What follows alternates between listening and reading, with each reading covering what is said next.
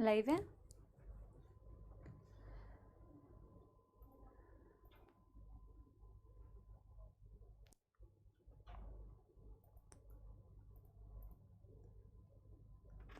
Chats enable कर दो, कहीं ध्यान से भी करना होता है। ये कलर कैसे इस पे लिखा जाएगा भैया, इसको चेंज करते हैं। मेरे को 1 सेकंड दो, तुम्हारे चैट्स नहीं दिख रहे हैं इसलिए हेलो नमस्कार किया नहीं अभी। Okay, just give me a second. हाँ आ गया। Hello hello hello, good evening good evening good evening good evening, नमस्कार नमस्कार नमस्कार, गुड इवनिंग गुड आफ्टरनून, नमस्कार, सत श्री अकाल। यस, केम छो माझामा, केमन आछो, बस इतना ही आता है मेरे को, ठीक है। यस, ऑडियो वीडियो क्लियर है बच्चों? पहले मेरे को ये बता दो, is the audio and video clear? Am I visible and am I audible properly? मैं एक बार ना ये कलर चेंज कर लेती हूँ। ये एक ऐसा कलर बेटा है जिसका कोई फायदा नहीं है होने का, क्यों ही है पता नहीं। और एक दूसरा कलर चेंज करते हैं। आई थिंक ये कलर नहीं, ये आई थिंक सही रहेगा। यस, ऑडियो वीडियो क्लियर है? बढ़िया, ठीक है। पढ़ाई करके आए हो बेटा, पिछली क्लास की रिवीजन करके आए हो, तो पिछली क्लास का एक बार रिवीजन करते हैं, ठीक है। ऑल माय बच्चा पार्टी, कल की क्लास का डाउट्स मैंने अभी लिए नहीं है, मैं देख लूंगी डाउट्स। देखिए कमेंट्स खोल के जरूर देखे थे बेटा। कमेंट्स में तुम्हारे कमेंट्स ढूंढना काफी मुश्किल हो जाता है, मैं हमेशा कहती हूँ, क्योंकि तुम लोग कमेंट्स में बहुत बातें करते हो, ठीक है। तो अब उसका कुछ नहीं कर सकते हैं, क्योंकि वो बेटा अंदर से ही आता है कि यार अगर आपको मैम कितना भी बोल लें बट आपको करना है तो आपको करना है। तो जो जेन्युइन बच्चों के कमेंट्स होते हैं ना बेटा, वो छुप जाते हैं फालतू की चैट्स में। अगर तुम वहीं पे आपस में इतना बातें करोगे तो मेरे को कैसे पता चलेगा तुम्हारे कमेंट्स, तो मैं तुम्हारा वो फीडबैक कैसे निकालूंगी, है ना। चलो समाप्ति एक्सप्रेस चलाएंगे। तुम्हें तो बेटा समाप्ति एक्सप्रेस में क्या बोलते हैं, तुम्हें तो एकदम मौज ही आ गई है समाप्ति एक्सप्रेस। अब बेटा टिकट्स काटने के लिए उसमें पैसे लगेंगे, ठीक है। हाँ, अपना मैं यहाँ पे गूगल पे नंबर डालती हूँ समाप्ति एक्सप्रेस के लिए बेटा। हम क्या करेंगे, इकट्ठा करेंगे। तुम्हें इतना पसंद आ रहा है, ठीक है, ठीक है। चलो यस एवरीबॉडी, स्टार्ट करते हैं बच्चा पार्टी। क्या आज का लेक्चर नंबर 6, और हम सबसे पहले बेटा क्या करेंगे, समाप्ति एक्सप्रेस चलाएंगे, बिना टिकट के तुम्हें सवारी कराएंगे। अब तुम कहोगे मैम हमने टिकट तो ली है अर्जुना बैच की, हमने तो फीस पे की है मैम, हमने तो फीस दी है मैम। वो तो हाँ ठीक है, अच्छी बात है, लेकिन समाप्ति एक्सप्रेस तो बेटा डिफरेंट है ना, वो तो एक्स्ट्रा है। तो उस बेटा एक्स्ट्रा की मुफ्त की टिकट में आप लोगों को लेके चलते हैं, सवारी करवाते हैं, और कल के टॉपिक का कंटिन्यूएशन करेंगे। कल हमने बहुत ही ब्यूटीफुल सा कॉन्सेप्ट पढ़ा था, और बहुत सारे सबोलों को वो कॉन्सेप्ट अच्छा भी लगा था। कई लोगों को थोड़ी बहुत मौत आ रही थी इनिशियली। आई होप कि सेल्फ स्टडी करने के बाद और आज के रिवीजन के बाद मौत ना आए, ठीक है ज्यादा, ठीक है बच्चा पार्टी। यस, तो आज का टारगेट है transport of gases, regulation of respiration and disorders. हाँ मेरे को लगा मैं गलत पीपीटी तो नहीं ले आया। हाँ, तो ट्रांसपोर्ट ऑफ गैसेस में बेटा ट्रांसपोर्ट ऑफ CO2 हमें पढ़ना है। क्या हुआ यार, कुछ गड़बड़ है क्या? ट्रांसपोर्ट कुछ गड़बड़ है क्या? नहीं ना, तो तू ऐसे शक की निगाहों से देख रहा है तो मेरे को लगा कुछ गड़बड़ है शायद। थैंक यू भैया, थैंक यू, कोई नहीं। हाँ तो मैं क्या बोल रही थी कि यार एक सेकेंड बेटा दे दो। हमने ट्रांसपोर्ट ऑफ गैसेस सबसे पहले, लेक्चर नंबर क्या है, 7 है क्या? अच्छा सॉरी, ठीक है भाई, ठीक है। अरे ये नंबर ना मेरे से मोस्टली गलत हो जाता है, पता नहीं क्यों। 7 है, 7 है, ठीक है, कर दिया, करेक्शन कर दिया। चलो लेक्चर नंबर 7 कर दिया हमने, यहाँ पे भी 7 कर देते हैं, कोई नहीं, यहाँ पे भी 7 कर देते हैं। और पहले हम पिछली क्लास का रिवीजन करते हैं। अगर बेटा पिछली क्लास में किसी को कोई डाउट रहा है तो एक बारी ध्यान से सुन लो वापस से। जिसने पढ़ लिया है उसके लिए रिवीजन हो जाएगा, जिसने नहीं पढ़ा है उसका कोई फायदा नहीं होने वाला है समाप्ति एक्सप्रेस से, ठीक है। तो ऑक्सीजन और CO2 का हमें ट्रांसपोर्ट करना है, लेकिन हमने CO2 का ट्रांसपोर्ट अभी पढ़ा नहीं है। ऑक्सीजन का ट्रांसपोर्ट पढ़ा था, वो हालांकि 90% कंप्लीट हो चुका है। और हमने बेटा ट्रांसपोर्ट ऑफ ऑक्सीजन के लिए सबसे पहले जब बात करी थी तो हमने कहा ये दो तरीके से ट्रांसपोर्ट होता है मैम, एक हीमोग्लोबिन के साथ बाइंड होके और एक ma'am dissolved in the plasma. तो प्लाज्मा और हीमोग्लोबिन होता क्या है बच्चों, ये आपके ब्लड का पार्ट होता है। आपका ब्लड मैगी से मैंने कंपेयर कराया था कि यार अगर मैं सूप वाली मैगी बनाती हूं तो आपका जो मैगी है वो, कल बच्चे मेरे को इंस्टाग्राम पे मैगी टैग कर रहे थे, कोई एक बच्चा था, मैं नाम भूल गई हूँ कि मैम मैगी, ठीक है, ज्यादा नहीं खानी बेटा, ठीक है, हाँ, और टैग करोगे तो पेट में दर्द हो जाएगा बिना भेजे। अच्छा मेरी बात सुनो बच्चों, यस मैं क्या बोल रही थी कि मैगी बनाई, पानी था मैगी के अंदर, तो ऐसे आपकी ब्लड में ना लिक्विड एक पार्ट होता है, जिस लिक्विड पार्ट को आप बोलते हैं प्लाज्मा, उसमें मैगी तो नहीं रहती है ना, ज्यादा खाओगे तो क्या पता तुम्हारी मैगी निकले ब्लड में से, पर तुम्हारी होती क्या है उस बेटा लिक्विड पार्ट में, उसमें तुम्हारे ब्लड सेल्स होते हैं, red blood cells, white blood cells, blood platelets, ठीक है, यस। तो तुम्हारी जो रेड ब्लड सेल्स है उसका नाम रेड ब्लड सेल क्यों होता है, क्योंकि रेड ब्लड सेल के अंदर होती है आयरन कंटेनिंग पिगमेंट जिसे बोला जाता है हीमोग्लोबिन, ठीक है।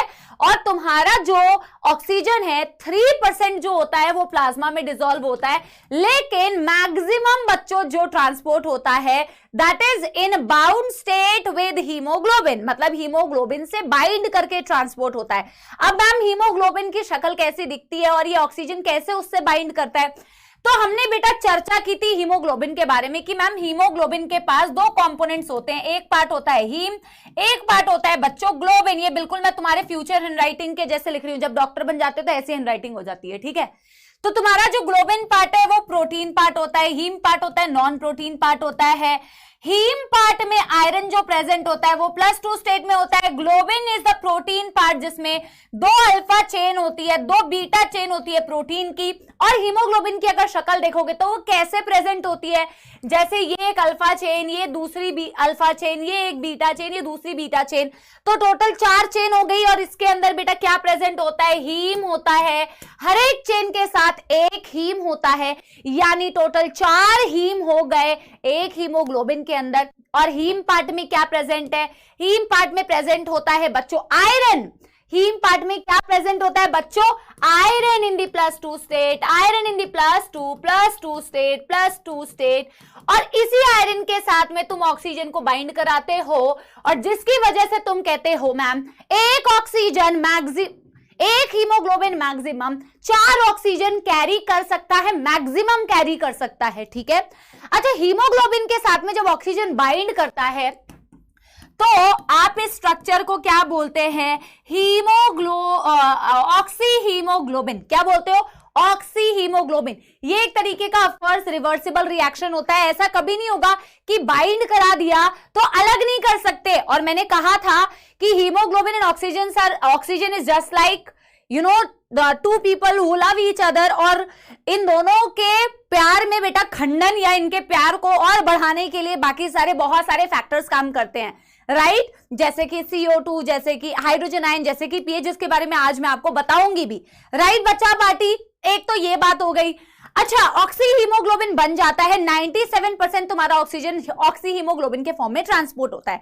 फिर मैंने तुमसे बेटा एक बात कही थी सैचुरेशन के बारे में, और मैंने तुम्हें कुछ डेटा बताया था। मैंने आपसे कहा था बच्चों कि आपके हर 100 ml ब्लड के लिए अगर एवरेज में देखो, हालांकि बॉडी फ्लूइड्स एंड सर्कुलेशन में कहते हैं 12 से 16 ग्राम हीमोग्लोबिन है हर 100 ml ब्लड के लिए, बट मैं एवरेज अगर एक फिक्स डेटा लेके कैलकुलेशन करना चाहूं तो मैंने आपसे कहा हर 100 ml ब्लड के पास बच्चों 15 ग्राम हीमोग्लोबिन है, और 1 ग्राम haemoglobin ma'am 1.34 ml oxygen carry कर सकता है।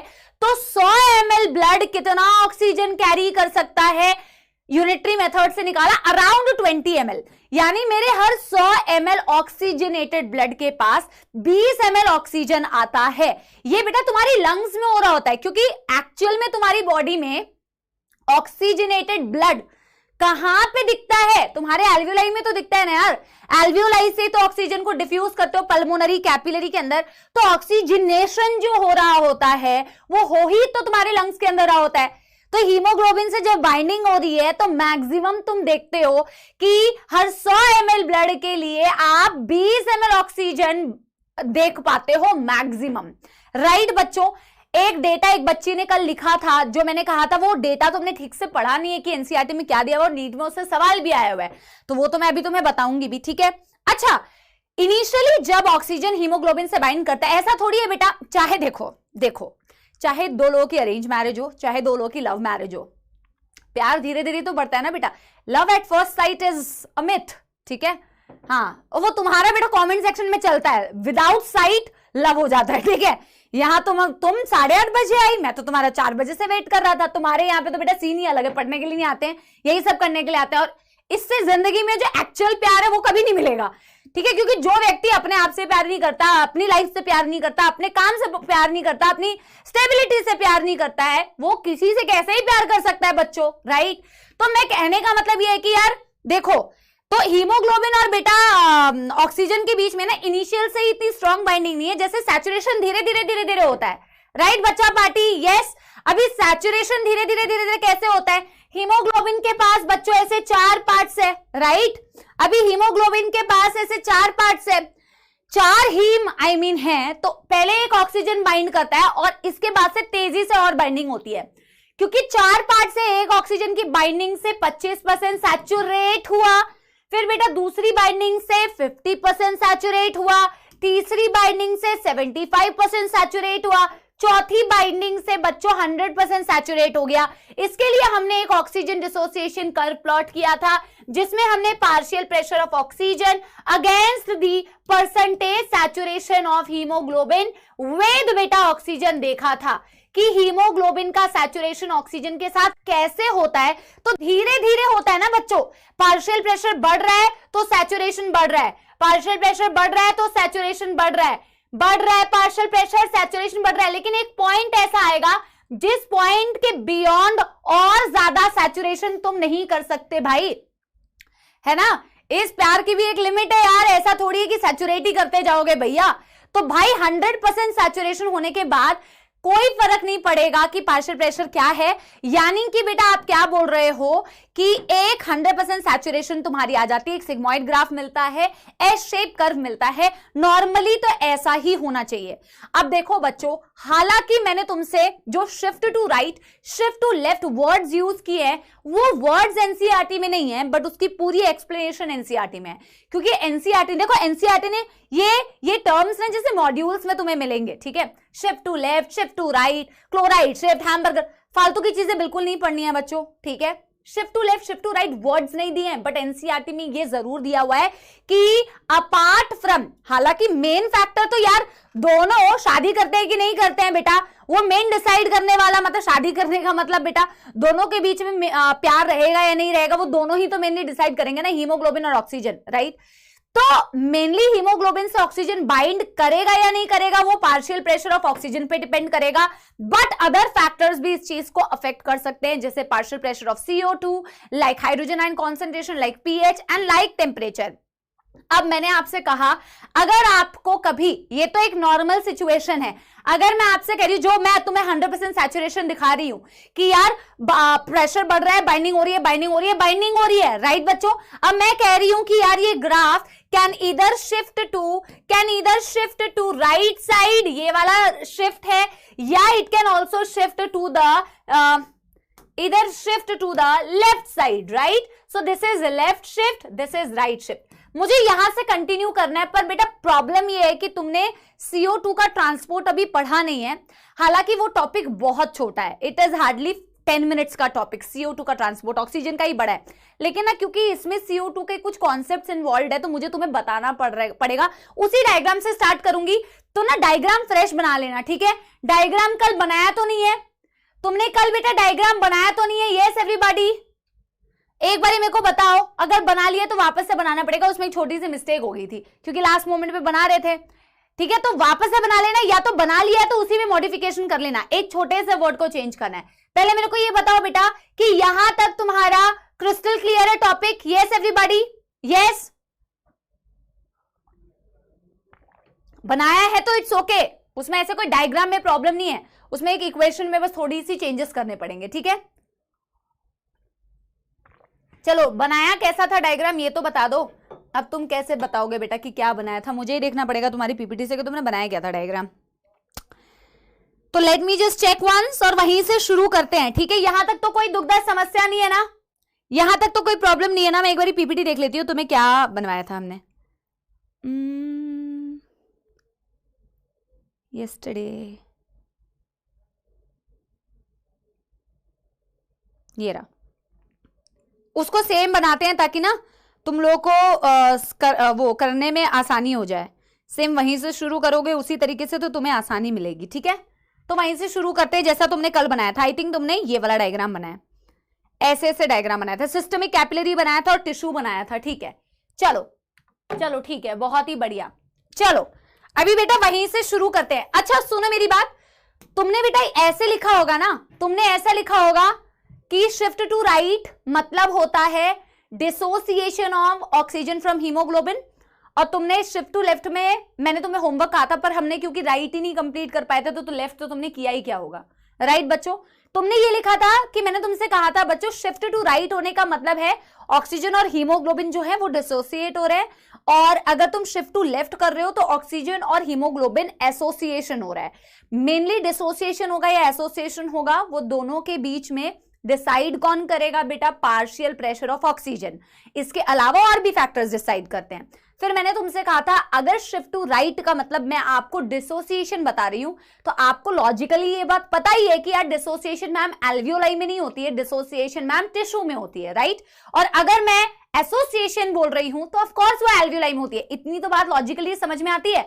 बाकी बेटा हम क्या कर रहे हैं, बाकी फैक्टर्स की हम बात कर रहे हैं, how the other factors like CO2, like hydrogen ion, like pH, like temperature ये कैसे इम्पैक्ट करते हैं। बेटा इसमें से कुछ चीजें, इनफैक्ट इसमें से 70% चीजें ट्रांसपोर्ट ऑफ CO2 को भी एक्सप्लेन कर देती है, ठीक है। अभी देखो आपने एक डायग्राम बनाया था इस तरीके से, और इस डायग्राम में आपने ऐसे दिखाया कि यार ये टिश्यू है। अब बेटा कल के ही डायग्राम से मैं एक्सप्लेन करती हूं। ऐसे आपने बनाया है, दिस इज टिश्यू, राइट। और बेटा ये आपने बनाया कि मैम यहां पे सिस्टमिक कैपिलरी है, यहां पे क्या है, systemic capillary, right, systemic capillary, यही बनाया था। अब मैं बोल रही हूं बेटा ये वो साइट है, ये वो साइट है जिस साइट पर क्या हो रहा है, डिसोसिएशन हो रहा है, राइट। अब मेरी बात ध्यान से सुनना, देखो आपके पास दो ऑप्शंस हैं। एक ऑप्शन आपके पास ये है कि आप बेटा वो जो शिफ्ट टू राइट जहां लिखा है ना वहां पे ये फैक्टर्स के बारे में लिख लेना कि डिसोसिएशन में ऑक्सीजन का पार्शियल प्रेशर ज्यादा होता है या कम, CO2 का पार्शियल प्रेशर ज्यादा होता है या कम, हाइड्रोजन आयन ज्यादा होता है या कम, टेम्परेचर ज्यादा होता है, वहीं पे लिख सकते हो या फिर आप यहाँ पे भी लिख सकते हो। मैं यहीं पे सारे फैक्टर्स एक्सप्लेन कर दूंगी, कहीं पे भी लिख लो, लिखने से मतलब है और समझने से मतलब है, डजंट मैटर आपने यहाँ पे लिखा या वहां पे लिखा, ठीक है। तो यहाँ पे बेटा एक चीज मैं आपको ये समझा रही थी कि जो चीज आपको अभी आगे बेटा पढ़नी है, किसमें, ट्रांसपोर्ट ऑफ CO2 में आपको पढ़ना है। ये मैंने बनाया बच्चों, क्या ये मैंने बनाया RBC। तो मैं आपसे कह रही थी कि यार ये वो जगह है ना जिस जगह पे एक्चुअल में ऑक्सीजन और हीमोग्लोबिन डिसोसिएट करते हैं। तो क्या क्या कारण है, एक तो मैंने आपसे कहा था टिश्यू में पार्शियल प्रेशर ऑफ ऑक्सीजन क्या होता है बेटा, टिश्यू में पार्शियल प्रेशर ऑफ ऑक्सीजन कम होता है, तभी तो 95 से 40 में ऑक्सीजन इजीली डिफ्यूज कर जाती है। ये तो आपको ऑलरेडी पता है कि partial pressure of oxygen is less. अब बेटा देखो यहां पर CO2 का प्रेशर ज्यादा है, CO2 के प्रेशर के अलावा हाइड्रोजन आयंस बहुत ज्यादा टिश्यू में दिखते हैं, हाइड्रोजन आयन की कॉन्सेंट्रेशन आपको ज्यादा दिखती है।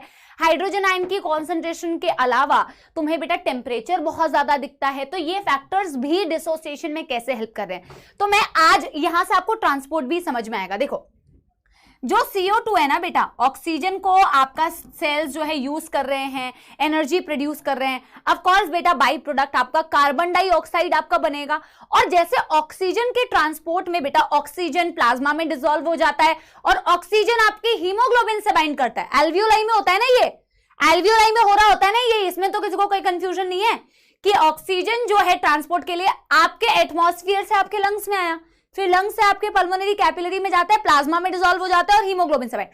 CO2 बेटा उल्टी दिशा में जा रहा है ना, CO2 टिश्यू से होता हुआ लंग्स में आता है, फिर लंग हार्ट में आता है, हार्ट से होता हुआ लंग्स से वो बाहर जा रहा है। तो ऑक्सीजन अंदर आता है बेसिकली और टिश्यू CO2 बॉडी से बाहर जा रहा है।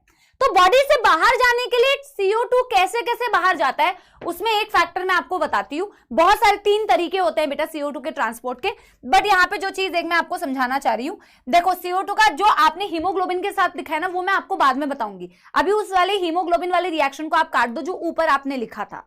मैं यहाँ पे बेसिकली आपको जो मेनली मुझे बताना है वो ये बताना है कि CO2 बेटा ट्रैवल करता है, एक CO2 आरबीसी के अंदर जाता है और आरबीसी के अंदर जाके बेटा वो वाटर से कंबाइन करता है, और एक एंजाइम होता है जिसके बारे में मैं आगे अभी CO2 ट्रांसपोर्ट में बताऊंगी, ठीक है। H2CO3 बनाता है और H2CO3 बेटा आगे जाके डिसोसिएट करके hydrogen ions plus HCO3 minus बनाते हैं। ये वाली रिएक्शन बहुत ही इंपॉर्टेंट रिएक्शन है और ये एक एंजाइम की प्रेजेंस में हो रही होती है। बेसिकली ये CO2 का ट्रांसपोर्ट दिखाने की कोशिश है। अभी मैं आगे आपको समझाऊंगी। जैसे ऑक्सीजन 2 तरीके से ट्रांसपोर्ट होता है बच्चों, CO2 3 तरीके से ट्रांसपोर्ट होता है। एक अगेन ऑक्सीजन जैसे प्लाज्मा में डिसॉल्व हो जाता है, वैसे CO2 भी प्लाज्मा में डिसॉल्व हो जाता है। दूसरा, जैसे ऑक्सीजन हीमोग्लोबिन से बाइंड करता है, CO2 भी हीमोग्लोबिन से बाइंड करता है, जैसा आपने ऊपर की रिएक्शन में बनाया होगा। फिलहाल वो रिएक्शन काट दो, कल जो हमने लिखी थी, ठीक है। और तीसरा तरीका होता है CO2 के ट्रांसपोर्ट होने का in the form of bicarbonate ions. वो बाइकार्बोनेट आयंस के फॉर्म में भी ट्रैवल करती है। बट मैंने आपको ये रिएक्शन अभी shift to left shift to right में क्यों दिखाई? मैंने इसलिए दिखाई, एक तो बेटा आपको पता है ऑक्सीजन का हीमोग्लोबिन से डिसोसिएशन कराने के लिए एक फैक्टर जो सबसे इंपॉर्टेंट है वो फैक्टर है कि वहां पे ऑक्सीजन का पार्शियल प्रेशर कम होता है। ऑक्सीजन का पार्शियल प्रेशर कम होता है बट CO2 का पार्शियल प्रेशर ज्यादा होता है, और जहां CO2 ज्यादा होगी बेटा वहां अपने आप हाइड्रोजन आयन कॉन्सेंट्रेशन भी ज्यादा होगी। अगर CO2 ज्यादा तो हाइड्रोजन ऑटोमेटिकली ज्यादा। ये कोरिलेशन ये बनाना है अभी आपको, ये बनाओ, ये ऑटोमेटिकली आपको याद रखना है। जहां CO2 ज्यादा वहां हाइड्रोजन आयन ऑटोमेटिकली ज्यादा, और हाइड्रोजन आयन इनडायरेक्टली तुम्हारे pH को बेटा एक्सप्लेन करता है। जहां हाइड्रोजन आयन ज्यादा वहां pH कम। यहां टिश्यू तुम्हारे ऑक्सीजन को यूज करके मेटाबॉलिज्म कर रही है, तो ऑब्वियस ही बात है यहां टेम्परेचर भी ज्यादा। ये सारे फैक्टर्स बेटा आपके ऑक्सी हीमोग्लोबिन को डिसोसिएट कराते हैं। और मैं लास्ट में ना बेटा ऑक्सीजन का ट्रांसपोर्ट और CO2 का ट्रांसपोर्ट होने के बाद ये फाइनल एक समरी एक मैं डायग्राम दूंगी। अगर तुम पूरे टॉपिक को अच्छे से समझ गए हो ना, तो लास्ट मोमेंट रिवीजन के लिए तुम सिर्फ वो समरी डायग्राम को पढ़ के जाओगे तो तुम ट्रांसपोर्ट पूरा समझ जाओगे। तुम्हें और कुछ पढ़ने की जरूरत नहीं पड़ेगी, सिर्फ वो 2 डायग्राम जो मैं अभी आपको दिखाऊंगी, ठीक है। पूरा ट्रांसपोर्ट समझाने के बाद ये मैं दिखाऊंगी एक्चुअल में डायग्राम में कि कैसे एक्चुअल में CO2 की प्रेजेंस, कैसे एक्चुअल में हाइड्रोजन आयन ऑक्सी हीमोग्लोबिन को डिसोसिएट कराते हैं। बट आपको तो समझ में आया ना बेटा कि एक तो यहां पे टिश्यू वाली साइट है, यहां आपके पार्शियल प्रेशर ऑफ ऑक्सीजन क्या होता है, कम। CO2 का प्रेशर ज्यादा होता है। CO2 ज्यादा तो CO2 अल्टीमेटली क्या बनाएगी, CO2 ओवरऑल एनवायरमेंट को वहां के एसिडिक बना रही है। हाइड्रोजन आयंस बेटा ज्यादा, हाइड्रोजन आयन ज्यादा तो pH आपकी कम, टेम्परेचर आपको ओवरऑल इस एरिया का ज्यादा, क्योंकि यहां पे मेटाबॉलिज्म होगी।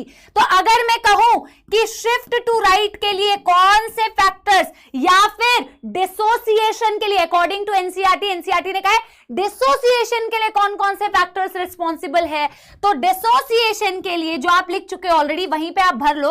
ऑक्सीजन का पार्शियल प्रेशर कम, CO2 का पार्शियल प्रेशर ज्यादा, इसका मतलब हाइड्रोजन आयन ज्यादा, इसका मतलब pH कम और टेम्परेचर भी होता है ज्यादा। तो बेटा शिफ्ट टू लेफ्ट जो है ना वो एग्जैक्टली अपोजिट है, ठीक है। एक सेकंड टाइम दो, तुम ये नोट कर लो।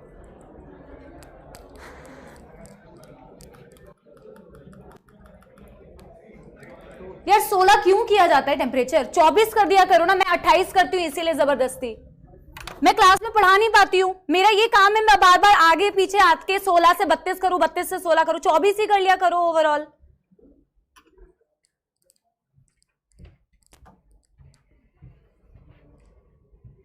इतना ठंडा कर देते हैं कि मेरे को ना फिर टेम्परेचर एकदम बढ़ाना पड़ता है।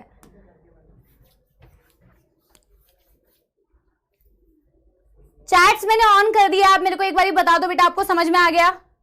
आप मेरे गुस्से का शिकार मत हो जाना बेटा, पता है मैं फ्रीज हो जाती हूँ यार पढ़ाते पढ़ाते, ठीक है। मैं क्या करूं यार, आप देखते हो ना बच्चों लक्ष्य की क्लास के बच्चे और अर्जुना के बच्चे जानते हैं मैं बार बार ना बेटा क्लास से अंदर और बाहर जाती हूँ जस्ट एसी का टेम्परेचर सेट करने के लिए। आई गेट सो एनॉयड, मैं फ्रीज जाती हूँ, मैं क्या पढ़ाऊं, मैं दिमाग बेटा फ्रीज हो जाएगा, ठीक है, कुछ भी पढ़ाने लगूंगी फिर मैं। हाँ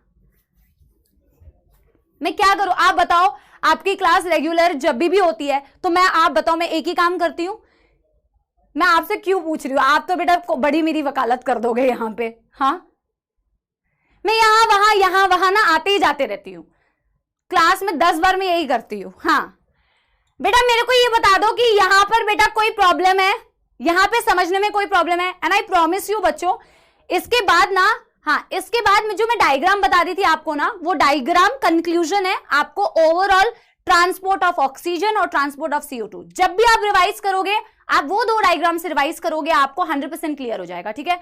इनफैक्ट मैं गर्म पानी भी पीती रहती हूँ, मैं क्या करूं, इतनी ठंडी माहौल हो जाता है। हाँ ठीक है, तो मेरा भी सैचुरेशन हो गया था, तो सैचुरेशन के बाद गुस्सा फूटता है बेटा, है ना। मेरा कहने का मतलब है किसी को देखो गर्मी लग सकती है, बट एक स्टैंडर्ड एवरेज टेम्परेचर होना तो किसी को भी गर्मी ना लगे या किसी को भी ठंडी ना लगे, ठीक है। बट एनीवे बेटा सफाई देने वाली कोई बात नहीं है। तो शिफ्ट टू लेफ्ट के लिए बच्चों एग्जैक्टली अपोजिट आप कर सकते हो, एग्जैक्टली अपोजिट फैक्टर्स आप कर सकते हो, उसका डायग्राम मैं आगे आपको दिखाऊंगी, ठीक है। शिफ्ट टू लेफ्ट का क्या मतलब हो गया, जो होमवर्क दिया था वो फटाफट से लिखो, जो होमवर्क दिया था बच्चों वो एग्जैक्टली वहां पे लिखो या अगले पेज में लिखो। यानी कि मैम जैसे शिफ्ट टू राइट जो है वो इंडिकेट कर रहा है dissociation, shift to left indicate करेगा एसोसिएशन। तो मैम एसोसिएशन करवाने के लिए कौन कौन से फैक्टर रिस्पॉन्सिबल है, वैसे तो एग्जैक्टली अपोजिट। मैं बेटा कई साल से बच्चों को सिर्फ ये बोलती हूं, तुम ये वाला फैक्टर याद रख लो कि डिसोसिएशन कराने के लिए फैक्टर्स कैसे काम करते हैं। सिर्फ एक याद रख लोगे तो दूसरा तो अपोजिट है ना यार, दूसरा एग्जैक्टली अपोजिट है, ठीक है। तो मैं क्या बोल रही हूं बच्चों, ऑक्सीजन का partial pressure shift to left में ज्यादा, यानी एसोसिएशन कराने के लिए ऑक्सीजन का पार्शियल प्रेशर ज्यादा। CO2 का पार्शियल प्रेशर क्या होता है बच्चों, कम। CO2 जहां पर कम वहां हाइड्रोजन आयन कम, वहां टेम्परेचर भी आप बोलोगे कम। राइट कर पा रहे हो? यस लिख लिया है ma'am, Alok very good, Ritika very good, ठीक है। हाँ पापा को प्रणाम करो नाम का जो बच्चा है बेटा, पापा को आप कैसे प्रणाम करोगे, आप कह रहे हो आपको मौत आ रही है इतनी इजी टॉपिक में। हाँ तुम प्रणाम करने जाओगे पापा तुमको लपड़ मारेंगे कि पढ़ाई लिखाई कर ले बेटा। हाँ बेटा डन है, क्लियर है, अभी कोई दुखदार समस्या तो नहीं है। एक दो चीजें मैं और बताती हूँ, मैं फाइनल एक दो चीजें और बता रही हूं, ठीक है। अभी देखो बेटा, एक जो बच्ची ने बहुत अच्छी लाइन एक बताई थी, जो मैं आपको कह रही थी बेटा वो लाइन आपने गलत पढ़ी है ना, वो लाइन आपने गलत पढ़ी है, उसका एक्सप्लेनेशन कुछ और है, फिर मैं एनसीईआरटी की रीडिंग कराऊंगी आपको। देखो बच्चों एक बात मुझे बताओ, मैंने आपसे हीमोग्लोबिन और एवरी 100 ml ऑफ ब्लड में कितना ऑक्सीजन कितना हीमोग्लोबिन, उसका मैंने आपको एक डेटा बताया ना कि every 100 ml of oxygenated blood will have 20 ml of oxygen. ये मैंने आपको बताया बेटा, every 100 ml of oxygenated blood has 20 ml of oxygen. ये डेटा आपको क्लियर हुआ? ये बेटा ऑक्सीजनेटेड ब्लड कहां बन रहा है, तुम्हारे लंग्स में बन रहा है, यस और नो? पीएच उल्टा लिख दिया है क्या? अच्छा ठीक है, सॉरी लिखा ही नहीं है ना, कोई नहीं। पीएच हाई ना, लो कैसे? ठीक है तो बेटा ये मेरे को एक बात बताओ कि मैं क्या बोल रही थी, मैं डिस्ट्रैक्ट हो गई, कि every 100 ml of oxygenated blood has 20 ml of oxygen, जो तुम लंग्स पे बना रहे थे। एक डायग्राम बेटा देखना, ये तुम्हारी, नहीं ऐसे बनाओ, ये तुम्हारी एल्वियोलाई। अच्छा इसको ना तुम कैसे लिखोगे, इसे एक नोट डाल के लिखो बेटा, इसे एक नोट डाल के लिखो ना, नहीं तो तुम्हें पता नहीं चलेगा इसे लिखना कैसे है। तो एक नोट डाल के ऐसे करके बनाओ बेटा कि जैसे ये तुम्हारी एल्वियोलाई थी, ये तुम्हारी पल्मोनरी कैपिलरी थी, और ऑफ कोर्स ये तुम्हारी आगे जाके पल्मोनरी वेन है। This is your pulmonary capillary, ठीक है, and this is your pulmonary vein, ठीक है ना। तुम्हारा ऑक्सीजनेटेड ब्लड बेटा इसी में प्रेजेंट है ना, तुम्हारा ऑक्सीजनेटेड ब्लड पल्मोनरी वेन में ही प्रेजेंट है ना बच्चों, क्योंकि तुम यहां से ऑक्सीजन को डिफ्यूज करा रहे थे और यहां पे ऑक्सीजन को भेज रहे थे, इसमें तो किसी को कोई कंफ्यूजन नहीं है ना। तुम सारा ऑक्सीजन अपने लंग्स से बेटा पल्मोनरी कैपिलरी में ही तो डिफ्यूज कर रहे थे, तो यहां से आगे जाने वाला जो खून है, इसमें से आगे जाने वाला जो ब्लड है वो ऑक्सीजन रिच ब्लड था कि नहीं था ना। यहाँ पे कौन सा ब्लड था बेटा, इसमें तुम्हारा कौन सा ब्लड था, इसमें ऑक्सीजनेटेड ब्लड था, इसमें ऑक्सीजनेटेड ब्लड था बच्चों, राइट। इसमें तो कोई प्रॉब्लम नहीं है।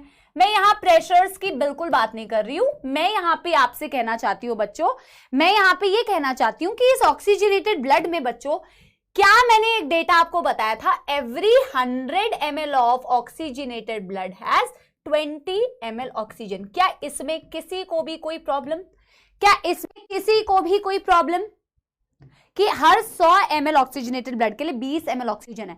पहले तो अब आप मुझे रिवाइज करवाओ जो आप पहले ही पढ़ चुके हो, पहले ही जो आप पढ़ चुके हो वो आप मुझे रिवाइज करवाओ। आप मुझे ये बताओ, ये ऑक्सीजनेटेड ब्लड 100 ml के पास, जिसके पास 20 ml ऑक्सीजन है, ये पल्मोनरी वेन से कहां जाएगा सबसे पहले, ये कहां जाएगा सबसे पहले, क्या ये जाएगा हार्ट में, हार्ट में भी ये कहां जाएगा सबसे पहले, कौन से साइड में हार्ट के। देखो कितनी बार चीजें रिवाइज हो रही है बेटा, ये आपको रट जानी चाहिए। अब कहां पे जा रही है, हार्ट में पल्मोनरी वेन से होते हुए।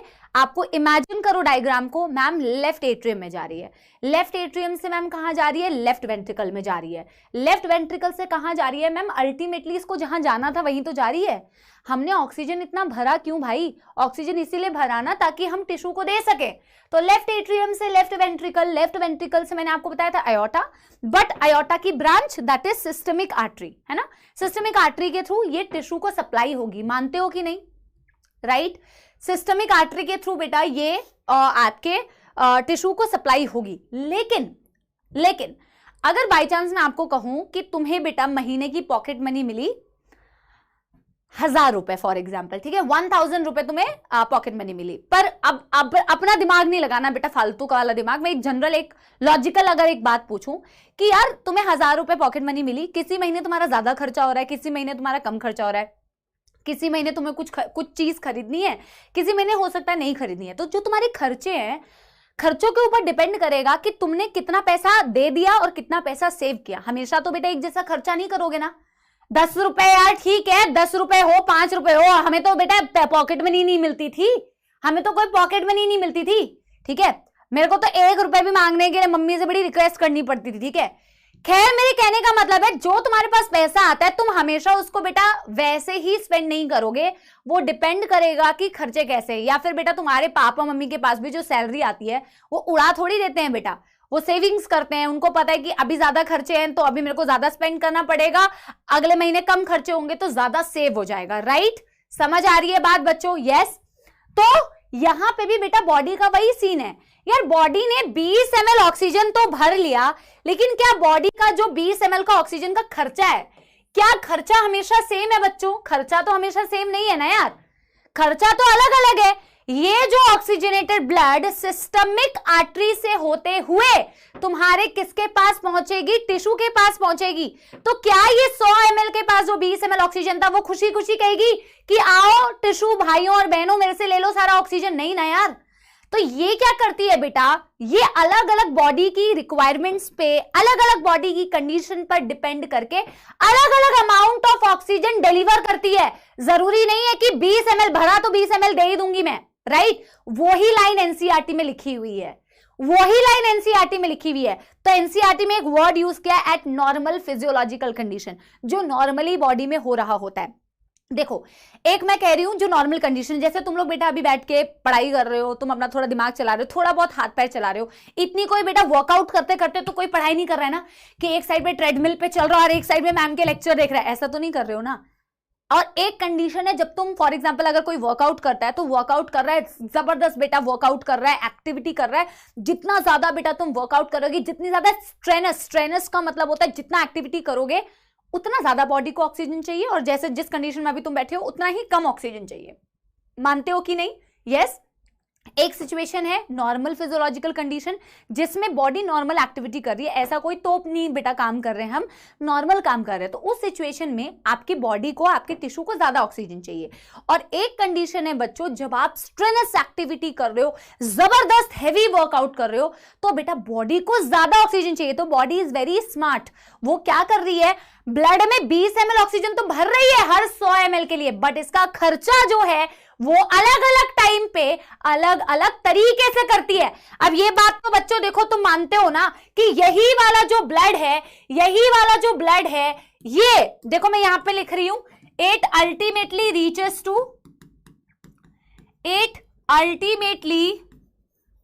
Reaches to tissues via systemic artery,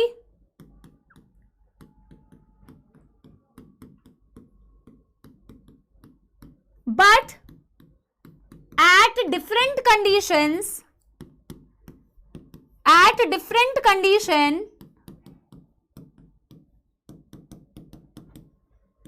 different amount of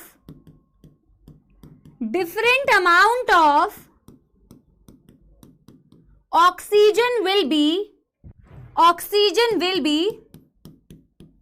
delivered to tissue। अब बेटा मैं ना आपको सिर्फ 2 कंडीशन बता रही हूं जो यूजुअली रिक्वायर्ड होती है। एक जो एनसीईआरटी में दिया हुआ है, जानवी दैट्स वेरी गुड यार, ठीक है। एक बेटा जो आपकी एनसीईआरटी में दी हुई है और एक उसके एग्जैक्टली अपोजिट अगर बाय चांस कभी पूछ ले, क्योंकि स्ट्रेनस वर्ड ना बहुत जगह पे यूज होता है। तो मैं आपको 2 अल्टीमेट बेटा तरीके से ऑक्सीजन कैसे डिलीवर होता है तो ये मैं आपको बताती हूं। एक कंडीशन है जो नॉर्मल फिजियोलॉजिकल कंडीशन है, एक कंडीशन है जब आप बेटा वर्कआउट कर रहे हो या हैवी कुछ काम कर रहे हो। तो मैं कह रही हूं eight normal physiological condition,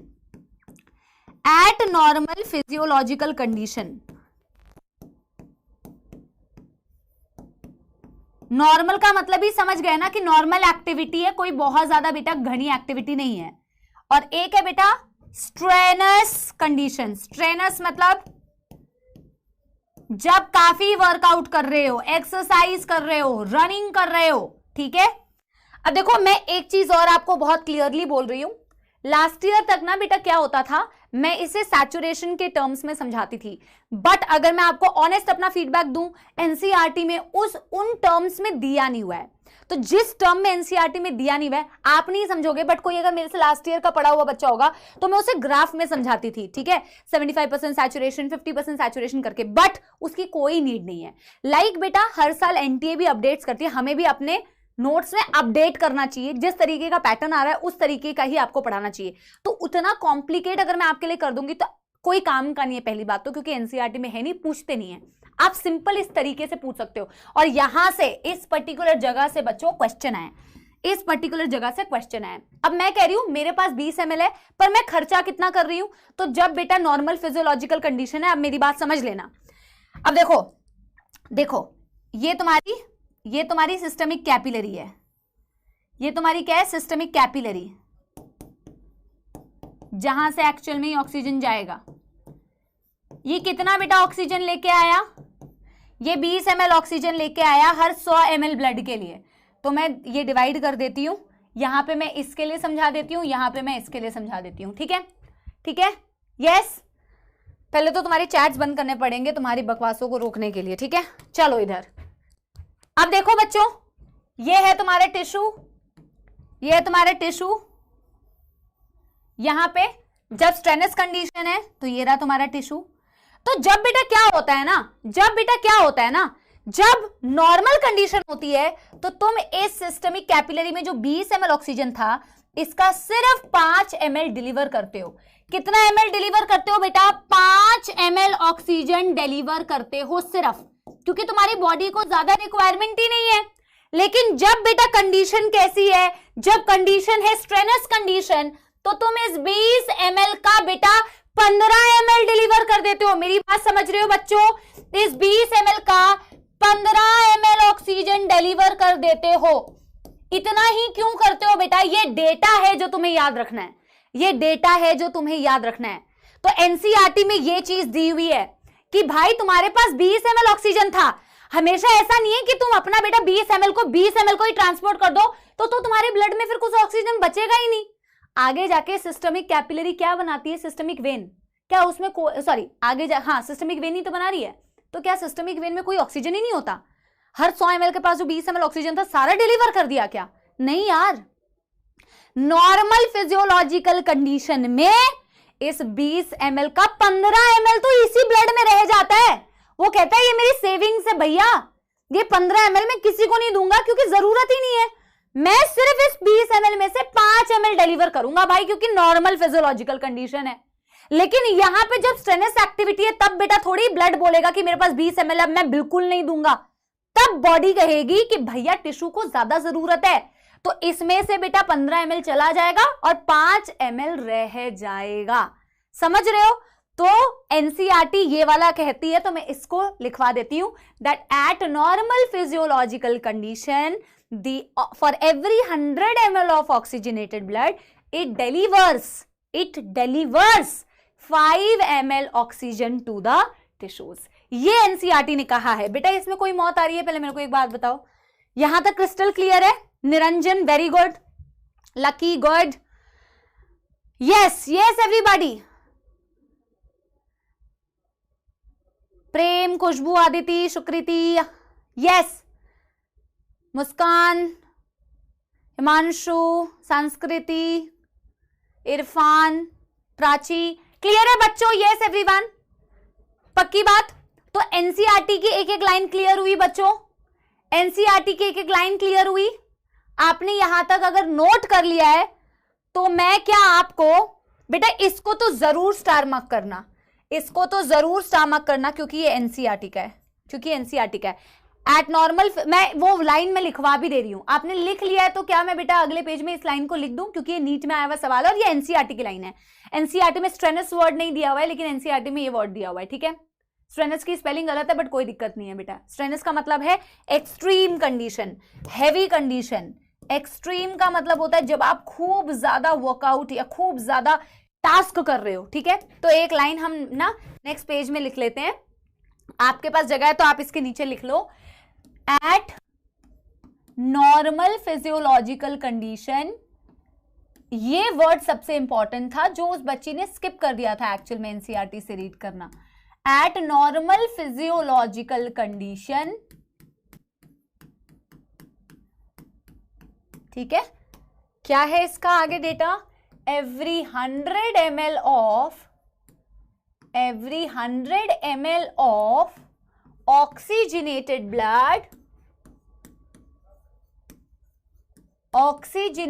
blood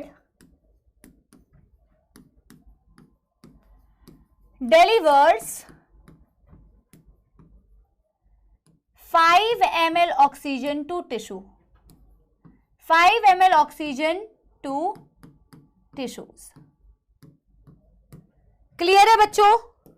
ठीक है, इसे स्टार मार्क करो, इसे स्टार मार्क करो बच्चों।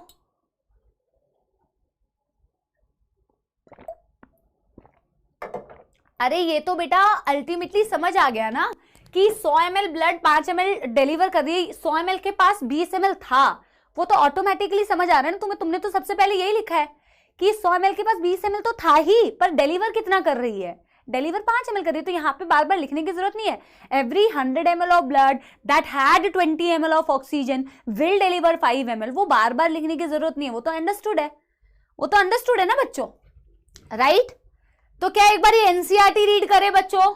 Yes ma'am, star mark, yes, very good very good.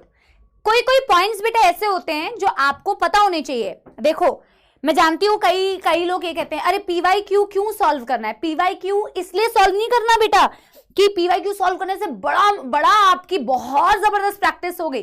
Practice तो बेटा जितना ज्यादा एग्जाम देते जाते हो, जितना ज्यादा वो करते हो, उससे प्रैक्टिस होती है।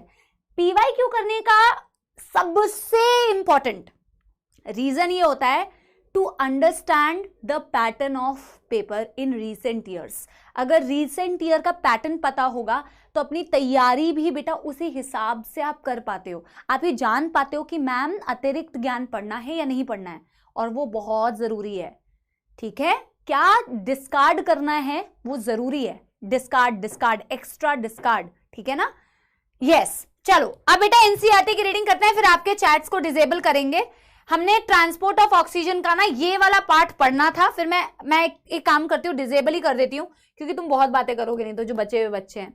यस अभी देखो बच्चों, यस क्या लिखा हुआ है, अ सिग्मोइड कर्व इज ऑब्टेन, ये हम देख चुके हैं, ये हम देख चुके हैं। यहां से पढ़ना स्टार्ट करो। देखो in alveoli where there is a high partial pressure of oxygen, ये भी हमने कल देखा था, अभी भी देखा हमने, एल्वियोलाई में PO2 हाई होता है, CO2 लो। CO2 लो होगा तो हाइड्रोजन क्यों लो है आपने देख ही लिया ना, ठीक है। Less hydrogen ion concentration and lower temperature are the factors, अरे भाई ये क्या, are the factors all in favorable for the formation of oxyhemoglobin, whereas in the tissue where there is a low PO2, high PCO2, high hydrogen and high temperature are favorable for dissociation of oxygen from oxyhemoglobin. Basically सारे factors mention कर दिए, बस shift to left shift to right नहीं mention किया, पर ultimately है तो ये वही, ठीक है। अब ये देखो, this clearly indicate that oxygen get bind to hemoglobin in the lung surface and get dissociated at the tissue, ये तो logically समझ आ रही है। This line beta, every 100 ml of oxygenated blood can deliver around 5 ml oxygen to the tissue under normal physiological condition. एक एक शब्द की बहुत ज्यादा इंपॉर्टेंस है। आपने जहां बेटा नॉर्मल फिजियोलॉजिकल कंडीशन एवं ही पढ़ दिया, हम एनसीईआरटी ऐसे तो पढ़ते हैं, पढ़ते जा रहे हैं, वर्ड्स को डिस्कार्ड कर दिया।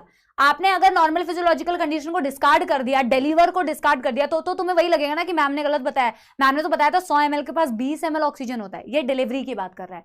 होता 20 ml है ऑक्सीजनेटेड ब्लड के पास, लेकिन डिलीवर सिर्फ 5 करता है नॉर्मल फिजियोलॉजिकल कंडीशन में। अब बेटा ट्रांसपोर्ट को रैप अप करते हैं। लास्ट टॉपिक जो ट्रांसपोर्ट का है, जो कि बहुत ही छोटा सा टॉपिक है, that is transport of CO2। फटाफट से हेडिंग डालो बच्चों, क्या, ट्रांसपोर्ट ऑफ CO2।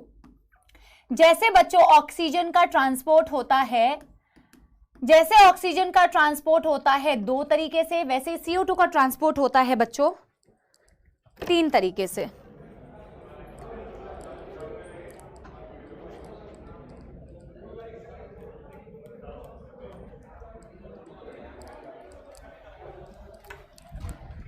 जैसे बेटा ऑक्सीजन का ट्रांसपोर्ट होता है 2 तरीके से, वैसे ही CO2 का ट्रांसपोर्ट होता है 3 तरीके से, ठीक है। कैसे 3 तरीके से होता है बच्चों, जरा देखना। देखो यहां पे मैं इस तरीके से लिखती हूं, number 1 diffused in plasma, diffused in plasma.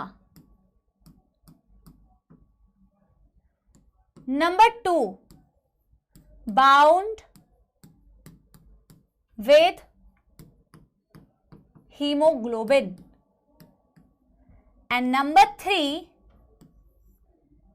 as bicarbonate ions, as bicarbonate ions, ठीक है। अब बेटा कौन सा कितनी परसेंटेज होता है पहले मैं ये बता देती हूं। प्लाज्मा में ओनली 7%, ऑक्सीजन कितना परसेंट था, 3% था। CO2 डिफ्यूज इन प्लाज्मा कितने परसेंट, 7%। हीमोग्लोबिन के साथ बाइंड करके वैसे बेटा कहीं कहीं पे मिलेगा तुम्हें 20 से 25%, और कहीं पे तुम्हें मिलेगा एनसीईआरटी में शायद 23% डायरेक्टली दिया हुआ है, ठीक है। तो दोनों ही करेक्ट है, क्योंकि कभी कभी ये वाला भी दिया होता है, और एनसीईआरटी में शायद 23% दिया है, मैं चेक कर लूंगी, ठीक है। और बाइकार्बोनेट के फॉर्म में बेटा रेस्ट ऑफ दी 70%, यानी कि अगर आप देखोगे आपका CO2 मैक्सिमम ट्रांसपोर्ट करता है एज बाइकार्बोनेट आयंस। इसको हम एक डायग्राम से भी समझेंगे, पहले आप मुझे बता दो यहां तक हो गया है, तो इसको मैं एक डायग्राम से भी आपको समझाऊंगी, ठीक है। अगर यहां तक कर लिया है तो मेरे को एक बार बता दो, मैं इसको आपको डायग्राम से समझाऊंगी, क्योंकि डायग्राम से ही बेटर समझ में आएगा, ठीक है। डन हो गया हो तो मुझे बता दो, ठीक है। 20 to 25 दिया है क्या, अच्छा एनसीईआरटी में 20 to 25 दिया है, ठीक है। चलो एनसीईआरटी वाला है, कहीं कहीं पे 23 भी होता है। आपका हो गया बेटा, तो एक डायग्राम से इसे समझे। इसी डायग्राम से आपको ऑक्सीजन का डिसोसिएशन भी समझ में आ जाएगा। देखो, और एक डायग्राम तुम्हें होमवर्क दूंगी वैसे मैं, ठीक है। तो ट्रांसपोर्ट ऑफ CO2 को बेटा समझने की कोशिश करें। यस यस करें। देखो हो गया है ना। चलो, ये क्या है तुम्हारा, इसको बहुत अच्छे से बेटा आराम से बनाओ। ये है तुम्हारे टिश्यूज, ठीक है। This is what, this is your tissue. वैसा ही सही एक डायग्राम है। टिश्यू के पास बेटा ये जो कैपिलरी बनाऊंगी, ये कौन सी कैपिलरी होगी, जहां से एक्सचेंज होगा। टिश्यू के पास ये कौन सी कैपिलरी होगी बेटा, जिस कैपिलरी से एक्सचेंज होगा एक्चुअल में गैसेस का। और ये मैं बना रही हूं RBC। This is RBC, this is your red blood cell. Systemic capillary, अरे टिश्यू के पास पल्मोनरी कब से आ गई भाई। और ये RBC है, तो ये बाहर का लिक्विड पार्ट क्या होगा, ये बाहर का लिक्विड पार्ट प्लाज्मा होगा। मानते हैं सारे बच्चे, प्लाज्मा। ये पूरी कैपिलरी है, ये वाली कैपिलरी है, तो इसको ऐसे लिख देते हैं यहां, this is systemic capillary, this is systemic capillary, ठीक है, ठीक है। RBC कह रहा है एक बच्चा इतना बड़ा, अरे भाई अंदर रिएक्शंस दिखानी है तो बिना इतना बड़ा बनाए कैसे दिखाऊंगी, हाँ, तो बड़ा तो बनाना ही पड़ेगा यहां पे। अब देखो बेटा CO2 का ट्रांसपोर्ट देखो, ये तुम्हारी टिश्यूज में बनी CO2। CO2 तीन तरीके से ट्रांसपोर्ट होती है मैम। एक तो नंबर 1 डिसॉल्व्ड इन प्लाज्मा, कितना परसेंटेज, 7%। कितना परसेंट, 7%। Yes everybody. दूसरा क्या करती है बेटा, as bicarbonate ions. Bicarbonate ions के लिए क्या करती है CO2, जो हम रिएक्शन ऑलरेडी देख चुके हैं, जो हम रिएक्शन ऑलरेडी देख चुके हैं बच्चों। ये CO2 क्या करती है, ये CO2 जाती है RBC के अंदर, वहां बाइंड करती है वाटर से, वहां से बेटा आगे जाके बनाती है H2CO3, ठीक है, और वहां से डिसोसिएट करती है। भाई कमेंट्स तो तुम्हारे बंद कराते हैं। वहां से बेटा डिसोसिएट करती है तो बनाती है H+ ions and bicarbonate ions. तो क्या तुमने बेटा ये चीज भी पढ़ी कि CO2 का मैक्सिमम ट्रांसपोर्ट होता है एज बाइकार्बोनेट आयन। 7% तो वो डायरेक्टली प्लाज्मा में डिसॉल्व हो गई, पर मैम 70% जो CO2 ट्रांसपोर्ट हो रही थी, वो CO2 ट्रांसपोर्ट हो रही थी ma'am in the form of bicarbonate. Bicarbonate बनता कैसे है मैम, RBC के अंदर एक रिएक्शन चल रही होती है, और ये रिएक्शन आपकी बॉडी का फास्टेस्ट एंजाइम कराता है, जिसके बारे में बायोमोलिक्यूल्स में भी पढ़ोगे कि ये कितना फास्ट एंजाइम है। तो RBC के अंदर बेटा बेसिकली, अभी मैं शॉर्ट में लिख रही हूं, इसका फुल फॉर्म मैं आगे लिखूंगी।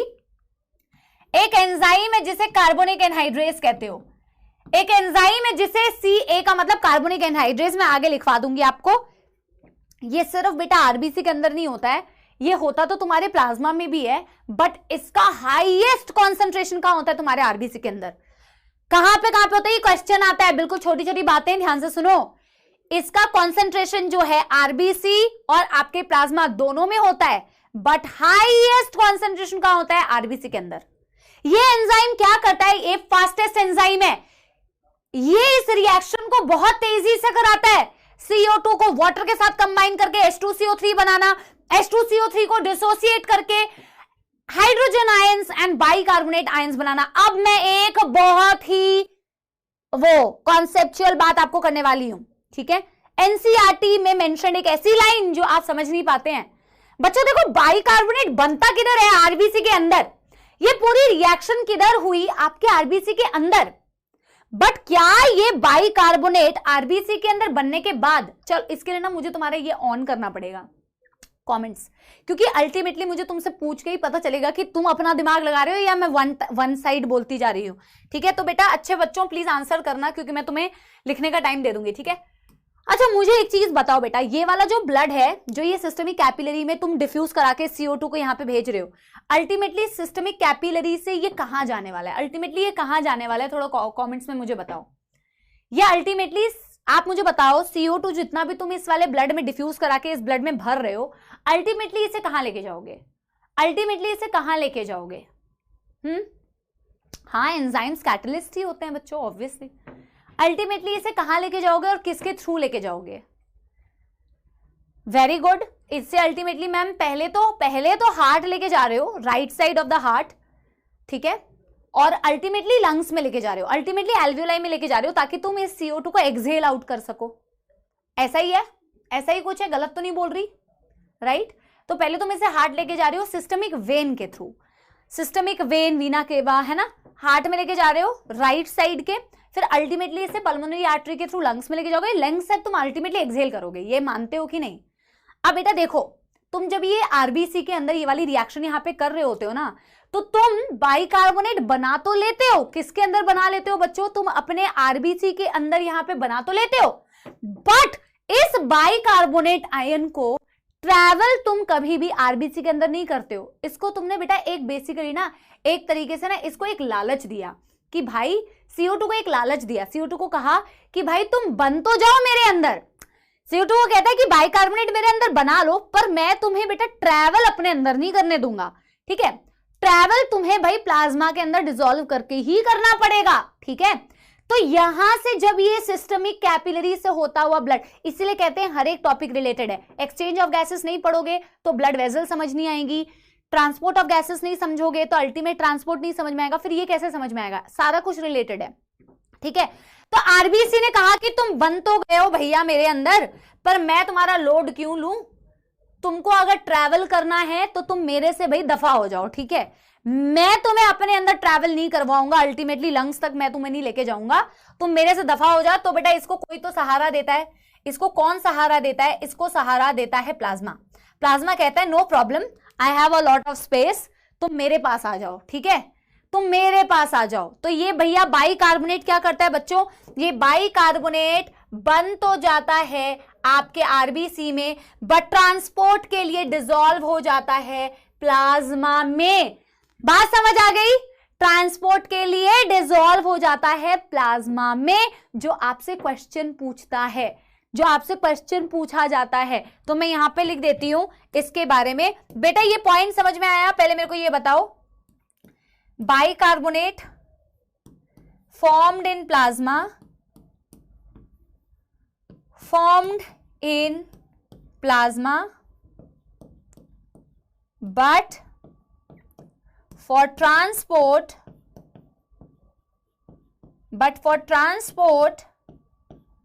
ठीक है, it gets dissolved in,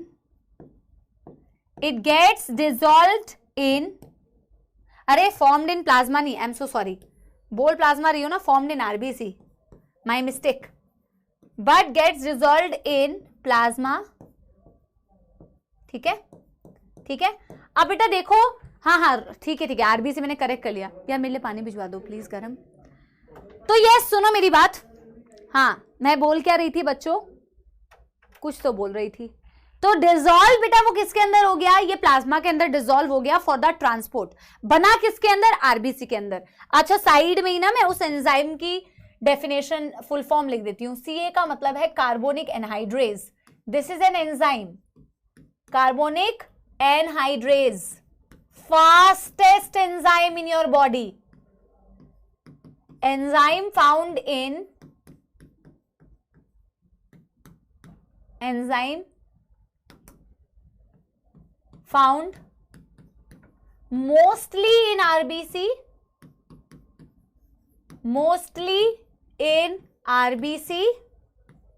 but also in plasma,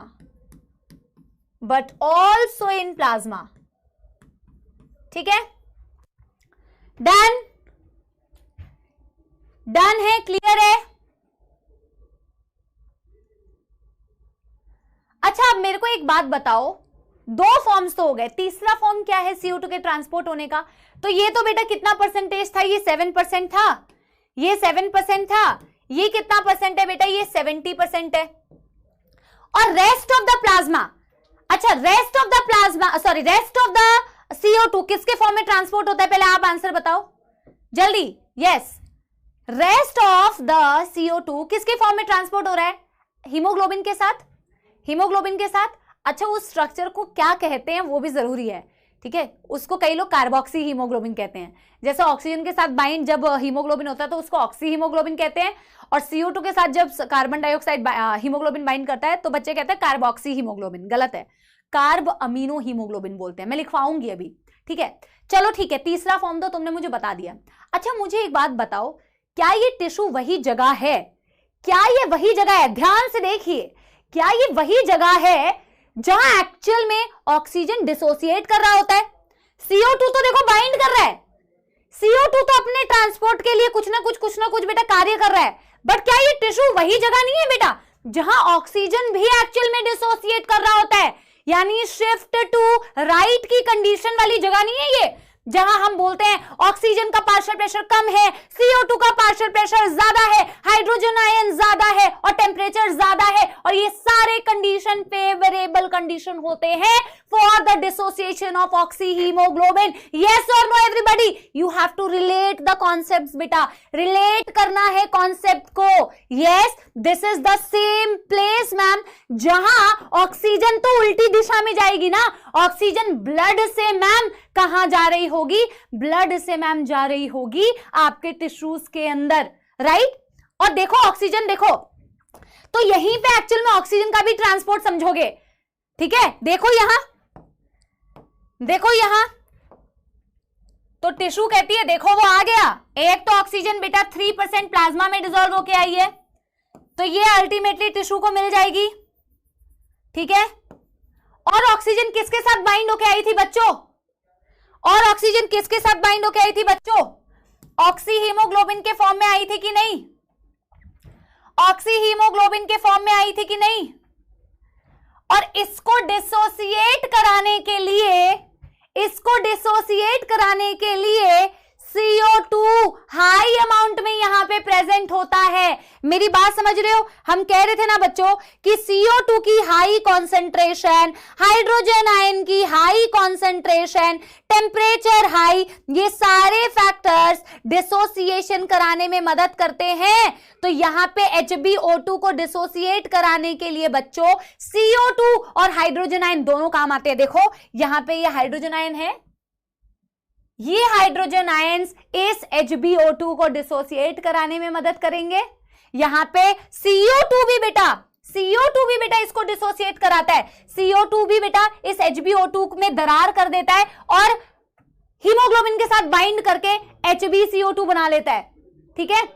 देखो यहां पे, ये देखो, ये यहां पे अगर मैं बोलूं ये CO2 अंदर आया, देखो ये CO2 अंदर आया, ये भी इन दोनों में दरार कराएगा, ठीक है? और ये दरार करा के ना ऑक्सीजन को कहेगा कि भैया तुम अलग हो जाओ और क्या मैं बना लूं HbCO2। क्या मेरी बात समझ आ रही है सभी को? ठीक है, सिर्फ ये वाली रिएक्शन नहीं होती है बेटा, हाइड्रोजन आयंस भी इसको डिसोसिएट कराते हैं। हाइड्रोजन आयन जब इसे डिसोसिएट कराते हैं तो HbH बनता है और HbH बन के ऑक्सीजन अलग हो जाता है। यस यस, समझ में आ रही है बेटा मेरी बात? मेरी बात समझ रहे हो बच्चों? तो ये जब बेटा हीमोग्लोबिन और ये ऑक्सीजन फिर अल्टीमेटली डिलीवर हो गया, ये ऑक्सीजन फिर अल्टीमेटली डिलीवर हो जाता है। तो देखो ना, इस HbO2 को डिसोसिएट कराने के लिए CO2 काम में तो आया, सिर्फ CO2 काम में नहीं आता है बेटा, ये हाइड्रोजन आयंस भी डिसोसिएट कराते हैं। मैं इसका भी रिएक्शन एक दिखाती हूं आपको। तभी तो हम कहते हैं कि शिफ्ट टू राइट में high hydrogen ion concentration, high CO2 are the factor that helps in dissociation of HbO2. Yes? बेटा जो पढ़ने वाले बच्चे हैं वो मेरे को एक बारी ना थम्स अप से वो बताओ कि समझ में आ रहा है, ठीक है? क्योंकि इसमें स्पैमर्स भी बहुत है ना, तो क्लियर नहीं हो पाता। यस यस,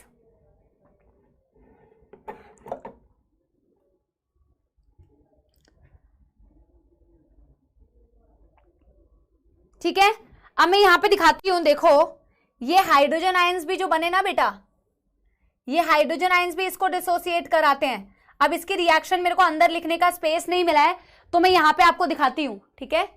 अभी देखो मैं यहां पे तुम्हें दिखा देती हूं, ये जो HbO2 है इसको बेटा डिसोसिएट कराने के लिए, इसको डिसोसिएट कराने के लिए कैसे ये हाइड्रोजन आयंस काम करते हैं देखना, ठीक है।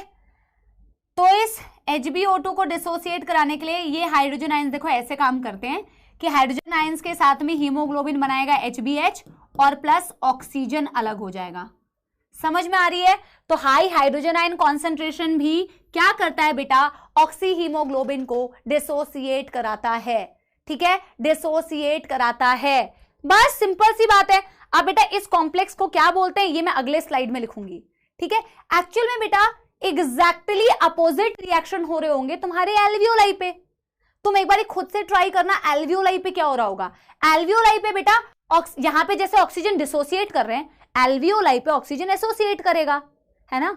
यहां पर जैसे बेटा CO2 का क्या हो रहा है, CO2 बाइंड कर रहा है एल्वियोलाई वाली साइट पे, एक्चुअल में अपोजिट रिएक्शन चलेगी। अच्छा आप मुझे एक चीज बताओ, बच्चों, आप मुझे एक चीज बताओ, क्या जब तुम्हें एक्सहेल करना है तो तुम क्या कभी बाइकार्बोनेट को एक्सहेल करोगे? मेरे को एक बात बताओ, क्या तुम कभी भी बाइकार्बोनेट को एक्सहेल करोगे? तुम बोल रहे हो कि यार मैम CO2 का ट्रांसपोर्ट हमने 3 तरीके से किया।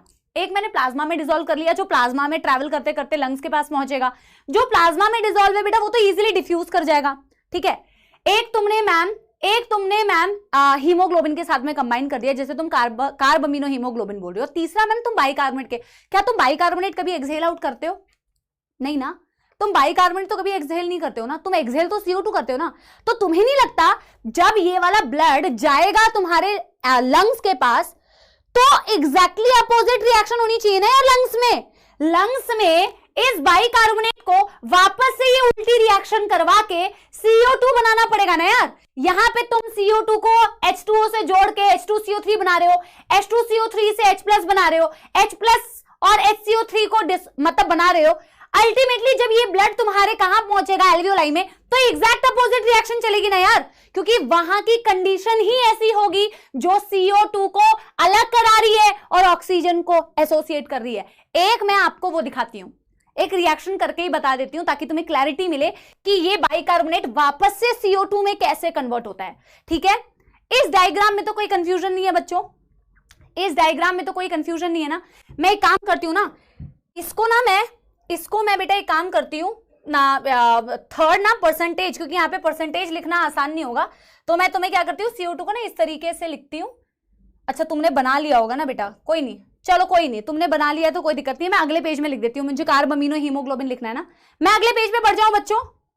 यस, ठीक है, अगले पेज में बढ़ जाऊं। देखो अब मैं तुम्हें अगले पेज क्या बेटा, यहाँ पे लिखो by bound state with haemoglobin में जब तुम CO2 को हीमोग्लोबिन से बाइंड कराते हो तो जो चीज बनती है उसे तुम HbCO2 बोलते हो, और HbCO2 को तुम क्या बोलते हो वो बहुत इंपॉर्टेंट है, इसे बोलते हो carb amino haemoglobin. Carb amino haemoglobin, carboxy haemoglobin नहीं बोलते हो, कार्ब अमीनो हीमोग्लोबिन बोलते हो, कार्ब अमीनो हीमोग्लोबिन बोलते हो। तो कार्बोक्सी हीमोग्लोबिन कब बोला जाता है? एक्चुअल में कार्बन मोनोऑक्साइड बेटा जब बाइंड करती है हीमोग्लोबिन से तो उसे बोला जाता है कार्बोक्सी हीमोग्लोबिन। यहां पे तुम क्या बोलते हो, कार्ब अमीनो हीमोग्लोबिन। तो 7% तो बेटा डायरेक्टली प्लाज्मा में डिसॉल्व हो गई, कुछ तो बेटा हीमोग्लोबिन से कंबाइन हो गई, कितनी 20 से 25%, और रेस्ट बेटा बाइकार्बोनेट बनाई। पर बाइकार्बोनेट बने कहां, आरबीसी के अंदर, बट बाइकार्बोनेट ट्रैवल किसके अंदर करते हैं, प्लाज्मा के अंदर, ठीक है। तो मैं एक नोट डाल के वो एक्स्ट्रा ज्ञान जो कार्बोक्सी हीमोग्लोबिन का, क्या तुम कार्बन मोनोऑक्साइड पॉइजनिंग पता है किसी को? जब क्लोज रूम में आप सोते हैं बर्निंग लैम्प के साथ में, इनकम्प्लीट बर्निंग ऑफ कार्बन, उससे तुम्हारा कार्बन मोनोऑक्साइड जो होता है वो बनने लगता है कंबशन से, इनकम्प्लीट कंबशन से, जिससे तुम्हारा मोनोऑक्साइड पॉइजनिंग होने लगता है और वो तुम्हारे हीमोग्लोबिन से बाइंड कर करके कार्बोक्सी हीमोग्लोबिन बनाता है। ये तुमने कहीं तो बेटा बचपन में पढ़ा होगा, राइट। डेथ भी हो जाती है एक्सट्रीम कंडीशन में, क्योंकि मोनोऑक्साइड की जो बाइंडिंग कैपेबिलिटी है ना बेटा वो बहुत तगड़ी होती है हीमोग्लोबिन से, वो सबसे आगे होता है। उसकी एफिनिटी अगर तुम देखोगे ना बेटा ऑक्सीजन के कंपैरिजन में तो 250 टाइम एफिनिटी ज्यादा होती है। अगर ऑक्सीजन और कार्बन मोनोऑक्साइड कंपीट करेंगे तो कार्बन मोनोऑक्साइड जीत जाएगा, 250 टाइम ज्यादा तेजी से वो हीमोग्लोबिन से बाइंड करता है। ठीक है, तो एक नोट डाल के मैं ये पॉइंट लिख देती हूँ, कार्बोक्सी हीमोग्लोबिन की कभी तुम्हें ये वर्ड सुनने को मिल सकता है। तो ये वर्ड है क्या? Carboxy haemoglobin. Carboxy haemoglobin, the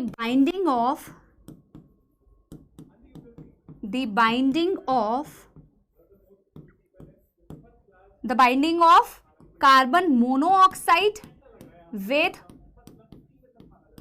haemoglobin. ठीक है, यस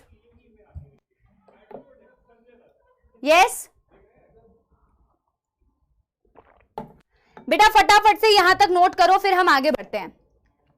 डन हो गया हो तो एक बारी मुझे बताओ, यस एवरीबॉडी, क्या यहां तक डन हो गया है तो आगे बढ़ जाएं। यस, मैं तुम्हें वो बाइकार्बोनेट का कन्वर्जन एक बारी बता देती हूं, ठीक है, कि बाइकार्बोनेट कैसे कन्वर्ट होता है। ठीक है,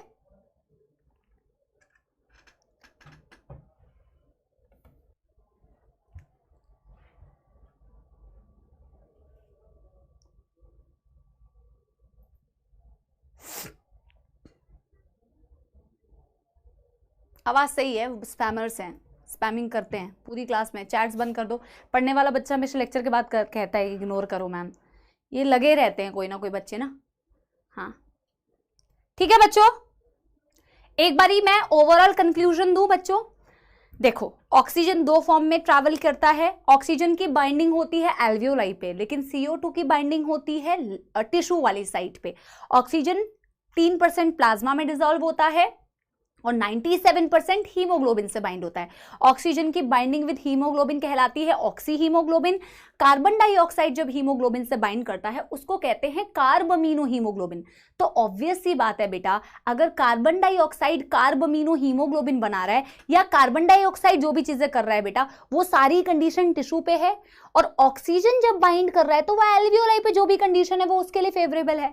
और टिश्यू वाली साइट पे CO2 तो बेटा ट्रैवल करने के लिए कार्बन प्लाज्मा में डिसॉल्व होता है और आपके हीमोग्लोबिन से बाइंड करता है, और CO2 वाटर के साथ कंबाइन करके H2CO3 बनाता है, जो कि हाइड्रोजन आयन और बाइकार्बोनेट आयन में कन्वर्ट होते हैं। बाइकार्बोनेट ट्रैवल करता किसके अंदर है बेटा? प्लाज्मा में डिसॉल्व होके। बनता तो RBC के अंदर है बट ट्रांसपोर्ट होता है प्लाज्मा में डिसॉल्व होके।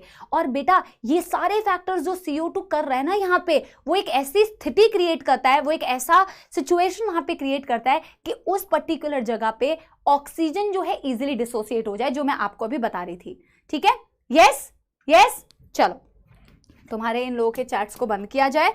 और बेटा अब हम क्या एक चीज आपको बताते हैं, एक बारी पहले एनसीईआरटी की रीडिंग करते हैं। ठीक है, एक बारी पहले एनसीईआरटी की रीडिंग करते हैं। यहां तक जो हमने पढ़ा, जो एक दो चीजें बची हुई है वो मैं आपको साथ के साथ बताती हूं। देखो एक बारी एनसीईआरटी एक बारी देखो। मैम डिफरेंस लिखवा दो इन दोनों के बीच में, और जब अच्छे से हो जाएगा। स्वाति बेटा किसके बीच में डिफरेंस, किसके बीच में? यस देखो CO2 is carried by hemoglobin as carbamino hemoglobin about 20 से 25%। ठीक है ना? This binding is related to the partial pressure of CO2। Of course बेटा CO2 की बाइंडिंग किससे मेनली रिलेट करेगी? CO2 के पार्शियल प्रेशर से।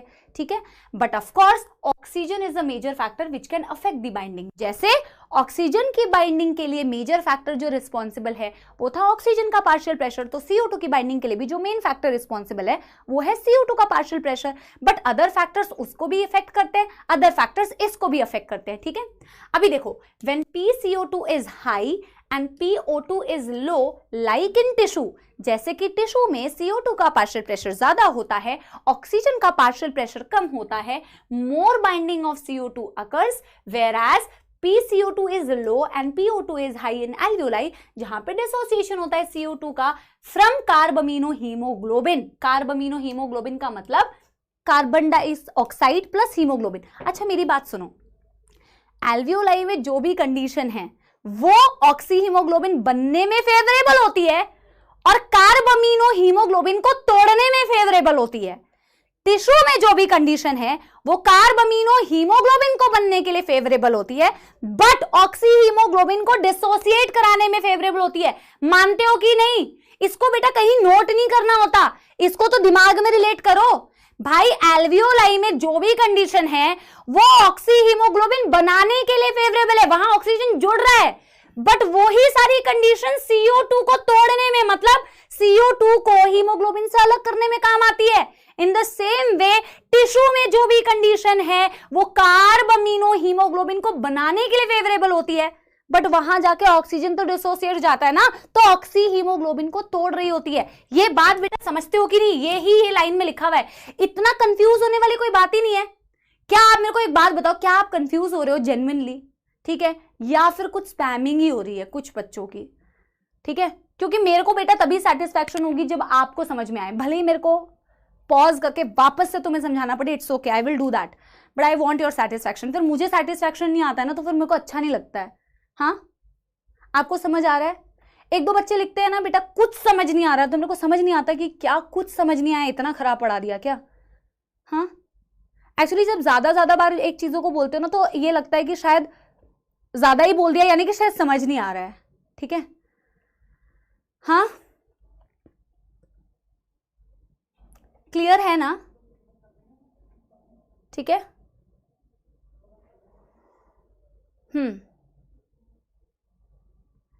अच्छा देखो, चलो थोड़ी और कोशिश करते हैं। अच्छा, RBC contain a very high concentration of enzyme carbonic anhydrase and minute quantity of the same is present in plasma 2। Very important line. ठीक है, एनसीईआरटी कहती है कि कार्बोनिक एनहाइड्रेस का जो हाई कॉन्सेंट्रेशन होता है वो आरबीसी के अंदर होता है और थोड़ा कॉन्सेंट्रेशन इसका प्लाज्मा के अंदर भी होता है। ठीक है, this enzyme facilitates the following reaction in both the direction. तो बेटा ये वाली रिएक्शन टिश्यू में हो रही है या ये वाली रिएक्शन एल्वियोलाई में हो रही है? अब तुम्हारे आंसर से मुझे समझ में आएगा। बोला कि ये जो एंजाइम है ये दोनों डायरेक्शन में रिएक्शन को करा सकती है, इस डायरेक्शन में भी रिएक्शन हो सकती है, अपोजिट डायरेक्शन में भी हो सकती है।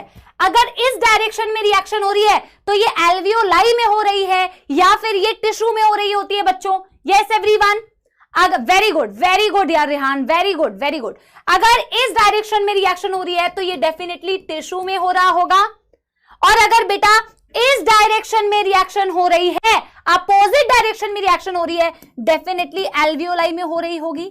राइट, ये बात तो बेटा समझ आ रही है ना? ये तो अभी डायग्राम से हमने सीखा कि CO2 को ट्रांसपोर्ट होने के लिए बाइकार्बोनेट बनाना पड़ता है। तो बाइकार्बोनेट जब बन रहा है तो बनने वाली सिचुएशन टिश्यू में है, लेकिन जब तुम एक्सहेल करोगे वापस से तो ये बाइकार्बोनेट उल्टी रिएक्शन चला रहा है जो कि तुम्हारी एल्वियोलाई में हो रही होगी। राइट, ठीक है। At tissue site where partial pressure of CO2 is high due to catabolism, of course catabolic मतलब breakdown reaction, ठीक है, आपकी ऑक्सीजन यूटिलाइज हो रही है, कैटाबॉलिक रिएक्शन से बाई प्रोडक्ट तुम्हारा CO2 बन रहा है। फिर क्या बोल रहे हैं? CO2 diffuse into the blood, RBC and plasma, plasma में 7% और रिमेनिंग आरबीसी के अंदर चला गया and forms bicarbonate and hydrogen ion. At the alveolar site where the PCO2 is low, the reaction proceeds in the opposite direction leading to the formation of CO2 and water. Thus the CO2 trapped as bicarbonate at tissue level and transport to the alveoli is released out as CO2. आपने बनाया bicarbonate but आपने deliver क्या किया? CO2 को deliver किया। ठीक है, ये वाला डेटा मैं भी आपको लिखवा दे रही हूं कि हर 100 ml deoxygenated blood 4 ml CO2 को बेटा ट्रांसपोर्ट करता है। ठीक है, तो ये वाला पॉइंट मैं आगे लिखवा देती हूं। ठीक है, ये देखो, every 100 ml of deoxygenated blood delivers approximately 4 ml CO2 to the alveoli, tissue को नहीं सॉरी एल्वियोलाई। ठीक है, मैं एक रिएक्शन, पहले आप मेरे को बताओ बेटा यहां तक कोई कंफ्यूजन, यहां तक कोई प्रॉब्लम? हाँ, ठीक है, यहां तो कोई प्रॉब्लम? Yes everyone. इसमें बेटा क्या, इसमें कौन सा 3D दिखाऊं यार बेटा, इसमें कौन सा 3D दिखाऊं? एल्वियोलाई में क्या हो रहा है एक बार देखो, पहले एक नोट डाल के बेटा वो एनसीईआरटी वाला पॉइंट लिखते हैं। जैसे हर 100 ml oxygenated blood 5 ml oxygen deliver करता है टिश्यू को, ये हमने पढ़ा नॉर्मल फिजियोलॉजिकल कंडीशन में। वैसे ही हर 100 ml डीऑक्सीजनेटेड ब्लड कितना CO2 ट्रांसपोर्ट करता है? एल्वियोलाई को 4 ml CO2 ट्रांसपोर्ट करता है, ठीक है। तो एनसीईआरटी वाला डेटा एक बार लिख लेते हैं। एनसीईआरटी का है तो स्टार मार्क कर रही हूं। एवरी 100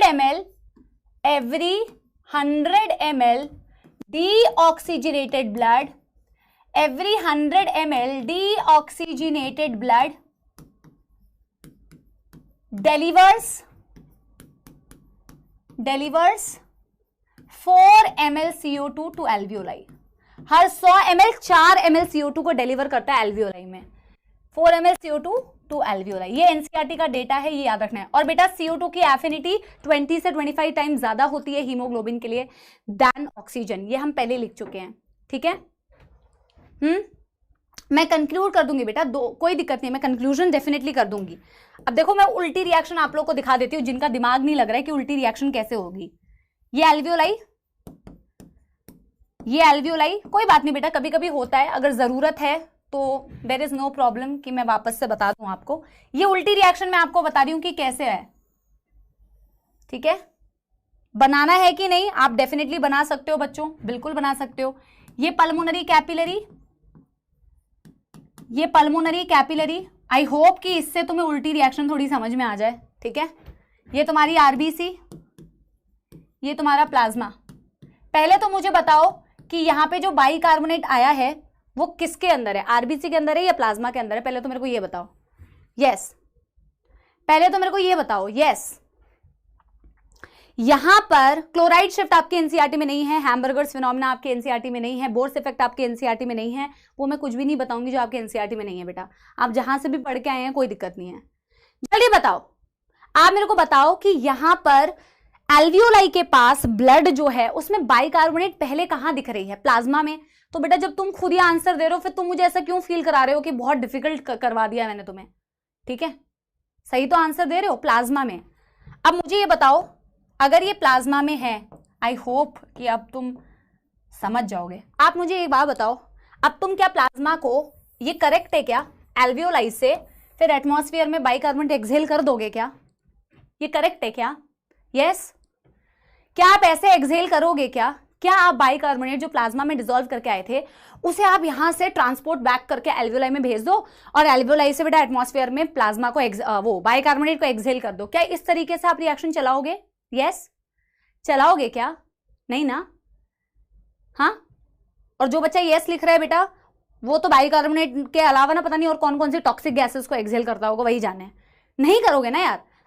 जैसे कि बेटा इसका पहले घर निकाला हुआ था ना, इसको आरबीसी से पहले निकाला गया था, अब ये कहेगा कि भाई अब तुझे मेरी मदद चाहिए, अब तुझे मेरे को वापस से आरबीसी के अंदर लेना पड़ेगा। जब तू मुझे वापस से आरबीसी के अंदर लेगा तभी मैं CO2 रिलीज करूंगा, वरना मैं CO2 नहीं बनाऊंगा। पहले से आरबीसी से निकाला गया था ट्रैवल करवाने के लिए कि मैं तेरे को अपने अंदर ट्रैवल नहीं करने दूंगा। अब ये कह रहा है कि भैया अब तुम जब तक मेरे को अपने अंदर नहीं लोगे तब तक मैं ट्रांसपोर्ट बैक नहीं होऊंगा। तो बिल्कुल उल्टी रिएक्शन चल रही है यार। अब देखो यहां पे बाइकार्बोनेट आया, ईगो वाली बात आ गई यहां। अब ये बाइकार्बोनेट अंदर आया, ये किससे कंबाइन करेगा? हाइड्रोजन आयन से। अगेन वही कार्बोनिक एनहाइड्रेज इसे क्या बनाएगा? H2CO3। अगेन बेटा ये क्या बनाएगा? H2O plus CO2। और ये CO2 फिर बेटा आप एक्सहेल आउट कर सकते हो। यस और नो? यस और नो? समझ आ रही है मेरी बात? तो एग्जैक्टली अपोजिट रिएक्शन होती है बेटा यहां पे, ठीक है। ये वाली रिएक्शन चल रही होगी इस डायरेक्शन में। कौन सी एंजाइम काम करती है? कार्बोनिक एनहाइड्रेज, कार्बोनिक एनहाइड्रेज, ठीक है। समझ आ रही है मेरी बात? ठीक है। यस बेटा प्लाज्मा में बहुत कम कॉन्सेंट्रेशन में कार्बोनिक एनहाइड्रेज होता है। और बेटा ऑक्सीजन यहां पे क्या कर रहा होगा? देखो अगर तुम्हें ऑक्सीजन के बारे में लिखना था ना तो तुम यहां पे ऐसे लिख सकते हो, oxygen dissolved in plasma, oxygen bind to haemoglobin to form HbO2। Reactions बिल्कुल ऐसे कर सकते हो, तुम चाहो तो वही सेम रिएक्शन यहां पे कर सकते हो। समझ आ रही है मेरी बात? अभी तो कोई दिक्कत नहीं है ना बेटा। कंक्लूजन आपको क्या याद रखना है वो मैं बता दूंगी। भाई मैंने कोशिश की कि तुम्हें थोड़ा डायग्राम से बताऊं कि डायग्राम से शायद आसान होता है, बट मुझे लग रहा है कि यार डायग्राम से तुम्हारे लिए थोड़ा कॉम्प्लेक्स हो गया है, तो मैं तुम्हें एक अल्टीमेट कंक्लूजन दे रही हूं।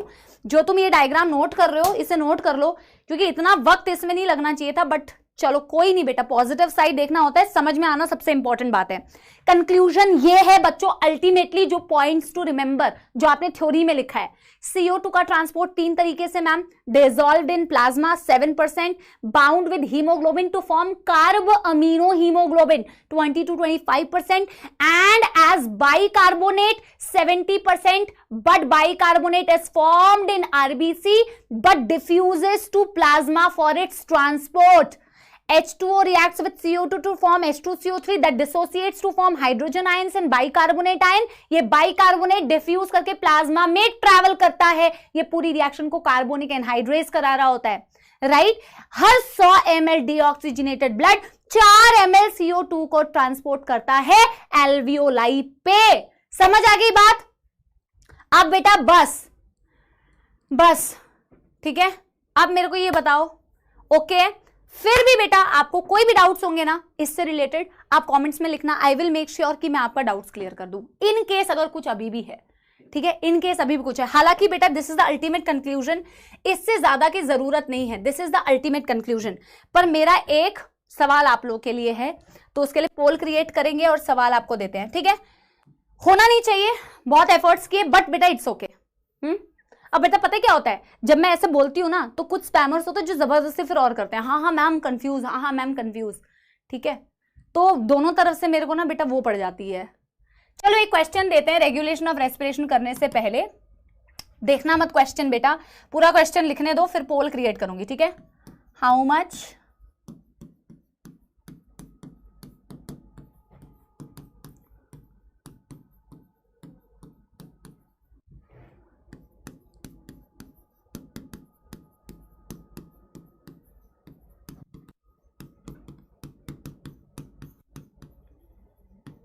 दिख तो नहीं रहा है, छुपा लेते हैं।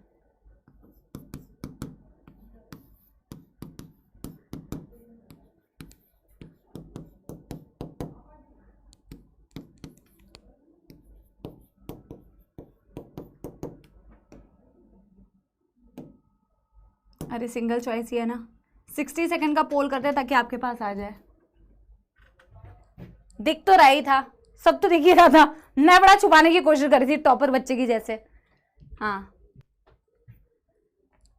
चलो आंसर दो बच्चों, जल्दी जल्दी जल्दी एवरीबॉडी। यस यस एवरीवन,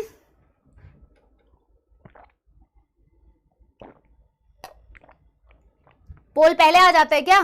पर पोल तो अभी बेटा मैंने काफी बाद में कराया यार, क्वेश्चन लिखने के बाद।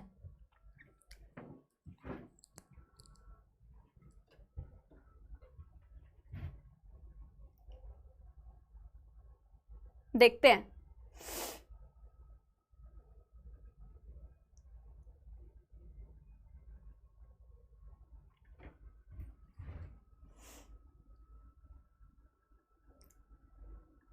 वैसे कमेंट्स में तुम ज्यादातर गलत आंसर दे रहे हो,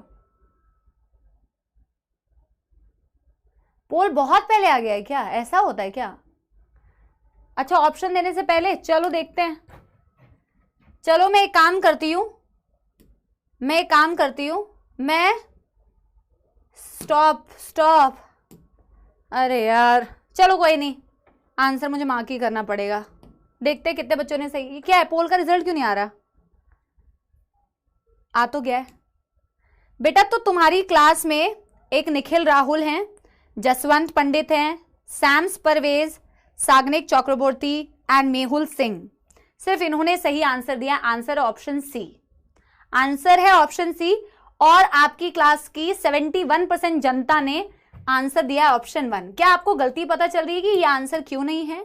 क्या खुद ही आंसर बेटा अपना करेक्ट करना चाहोगे कि ये 77% क्यों है?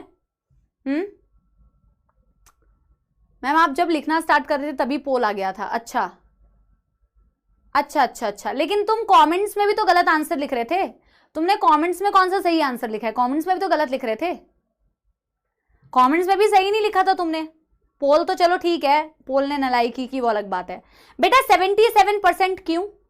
आपने ये बोला कि डिसॉल्व स्टेट ऑफ प्लाज्मा में, आपने ये वर्ड नहीं यूज किया कि डायरेक्टली कितना डिफ्यूज हुआ। अगर डिसॉल्व स्टेट डायरेक्टली पूछा जाए as dissolve state in plasma, तो डिसॉल्व स्टेट में तो बेटा बाइकार्बोनेट भी तो डिसॉल्व स्टेट में ही CO2 ट्रैवल कर रहा है ना। मेरी बात समझ आ रही है? ये मैंने कोई बहुत ज्यादा डिफिकल्ट क्वेश्चन नहीं पूछा था, बस एक ऐसा क्वेश्चन पूछा था जिसमें थोड़ा सा आपको दिमाग थोड़ा सा यूज करना पड़ता। देखो 7% भी डिफ्यूज होता है डायरेक्टली प्लाज्मा के अंदर, ये डायरेक्टली डिफ्यूज होता है, ये डायरेक्टली डिफ्यूज होता है, बट ये जो 70% है ये भी तो बेटा डिसॉल्व फॉर्म में ही ट्रैवल कर रहा है ना एज बाइकार्बोनेट। ठीक है, शायद मेरी लैंग्वेज में भी मेरे को और थोड़ा सा बेटर लैंग्वेज में मैं आपको देती ना, मैं आपको एग्जैक्ट एक क्वेश्चन बताऊंगी बेटा जो पेपर में पूछा गया था किसी प्रैक्टिस शीट में, तो मैं एग्जैक्ट वो क्वेश्चन लेके आऊंगी। हो सकता है मेरी अंग्रेजी में भी थोड़ी प्रॉब्लम हो, ठीक है।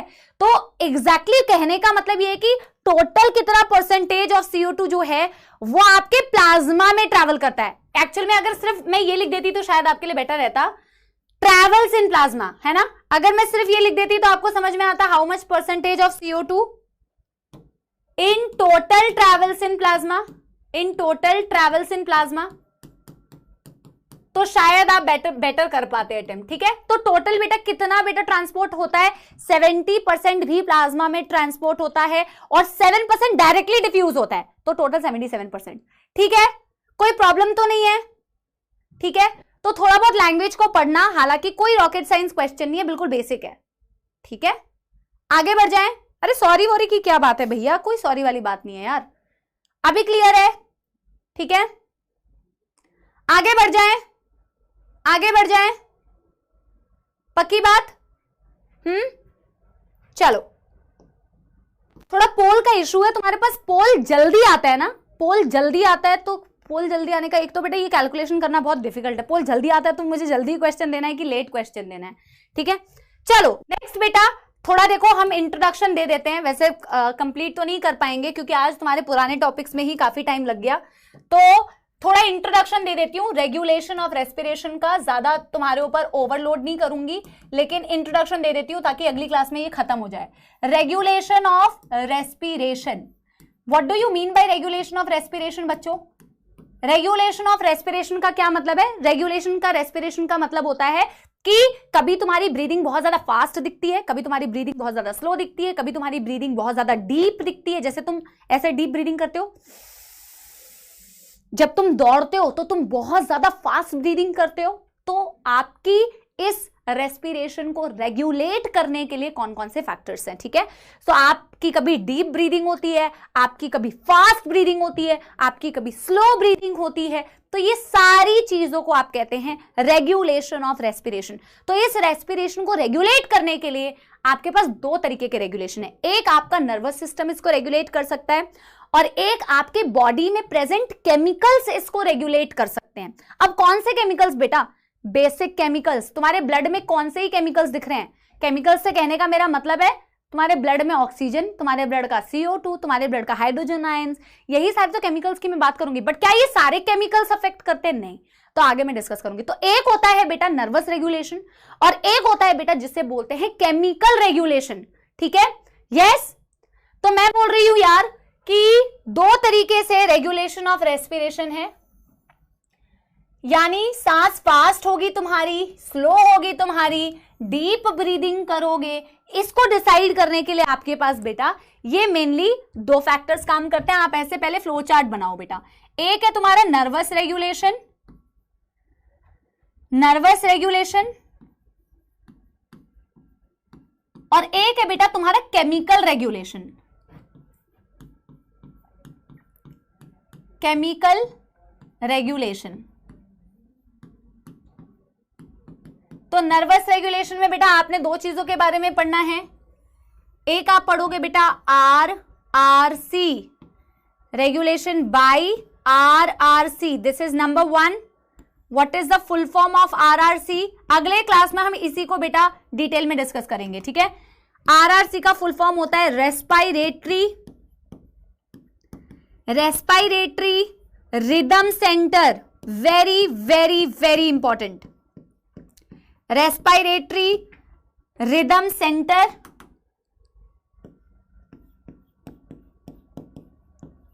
RRC, और दूसरा नर्वस रेगुलेशन होता है नंबर 2 बाय पॉन्स।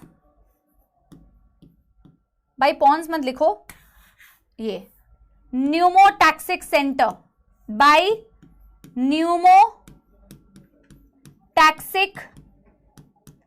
सेंटर। तो ये दो बेटा आपके नर्वस रेगुलेशन है। केमिकल रेगुलेशन जो होता है ना बेटा, वो आपके, तुम्हें पता है बेटा कीमो रिसेप्टर्स किसे बोलते हैं? यस, तुम्हें पता है बेटा कीमो रिसेप्टर्स किसे बोलते हैं? अक्षरा वेरी गुड, आकांक्षा वेरी गुड। बेटा तुम्हें पता है पॉन्स किस चीज का पार्ट है? Do you know pons is a part of which part? Pons is a part of what? ये पॉन्स वर्ड सुना है, मेड्यूला ऑब्लोंगेटा वर्ड सुना है, यस, सेरिबेलम सुना है, हाँ। अच्छा कीमो रिसेप्टर छोड़ दो, कीमो रिसेप्टर वर्ड तुमने सुना है। रिसेप्टर्स मतलब जो सेंसिटिव होता है, रिसीव करते हैं। रिसेप्टर्स जैसे तुमने हाथ में हॉट ऑब्जेक्ट को टच किया तो यहाँ पे तुम्हारे रिसेप्टर्स होंगे ना, जिसने उस सेंस को रिसीव किया तो तुम्हें फील हुआ कि यार गर्म चीज है। Brain, very good. Hind brain का पार्ट होते हैं बेटा मेडुला ऑब्लोंगेटा, सेरिबेलम और पॉन्स, ठीक है। तो अगले दिन हमें इसके आगे डिस्कस करना है। और बेसिकली मैं तुम्हें क्या कहती थी, कीमो रिसेप्टर्स। तो केमिकल रेगुलेशन जो होती है ना, it is with the help of बेटा, it is with the help of chemo receptors. It is with the help of chemo receptors. ऐसे रिसेप्टर्स जो केमिकल के लिए सेंसिटिव होते हैं उसे कीमो रिसेप्टर्स बोलते हैं। जो केमिकल्स को सेंस कर सके उसे कीमो रिसेप्टर बोलोगे। जो केमिकल्स के लिए रिसेप्टिव होंगे, जो केमिकल की चेंजेस को डिटेक्ट कर सकते हैं, उसे कीमो रिसेप्टर्स बोलोगे। These are specialised neurons. ये न्यूरॉन्स ही होते हैं, लेकिन ये स्पेशलाइज्ड न्यूरॉन्स होते हैं जो केमिकल्स के चेंजेस को बेसिकली डिटेक्ट कर सकते हैं, ठीक है। यस, तो एक बेटा देखो नर्वस रेगुलेशन में तुम न्यूमोटैक्सिक सेंटर के बारे में पढ़ोगे। इसकी लोकेशन तुम्हारे ब्रेन में होती है, पॉन्स में होती है, अगले दिन बताऊंगी। और एक मेन जो बेटा तुम्हारी रेस्पिरेशन को रेगुलेट कर रहा होता है, that is respiratory rhythm centre. This is present in your brain, again medulla oblongata, ठीक है। यस यस, अब आप देखो बेटा मेरी बात, क्या कीमो रिसेप्टर्स मैंने क्या बोले? दो तरीके के कीमो रिसेप्टर्स होते हैं, बट कीमो रिसेप्टर्स जिनको डेफिनेशन नहीं पता, can sense change in chemicals. कौन से chemicals? That we will discuss. Change in chemicals. अब कौन से दो टाइप के कीमो रिसेप्टर्स के बारे में आपने पढ़ना है बेटा इस चैप्टर में? आपने पढ़ना है दो तरीके के कीमो रिसेप्टर्स। अरे भाई कौन सा कलर है? हाँ, एक है बच्चों क्या, central chemo receptors. Central chemo receptors. एक फ्लोचार्ट बन जाएगा ना बेटा, तो अगले दिन के लिए आसानी रहेगी इस टॉपिक को आगे से कंटिन्यू करने में। और एक होगा बच्चों peripheral chemo receptor. Peripheral chemo receptor,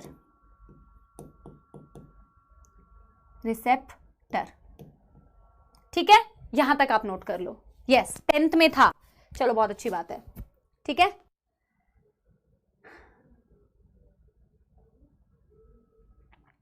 adrenaline hormone तुम्हारे बेटा हार्ट रेट को इंपैक्ट करता है, और ऑफ कोर्स अल्टीमेटली तुम्हारा ब्लड फ्लो, तुम्हारी ब्रीदिंग इंपैक्ट होगी डेफिनेटली, ठीक है बेटा। पहले मेरे को बताओ यहां तक कर लिया है क्या? वैसे हम इसके आगे अगले दिन ही डिस्कस करेंगे, ठीक है।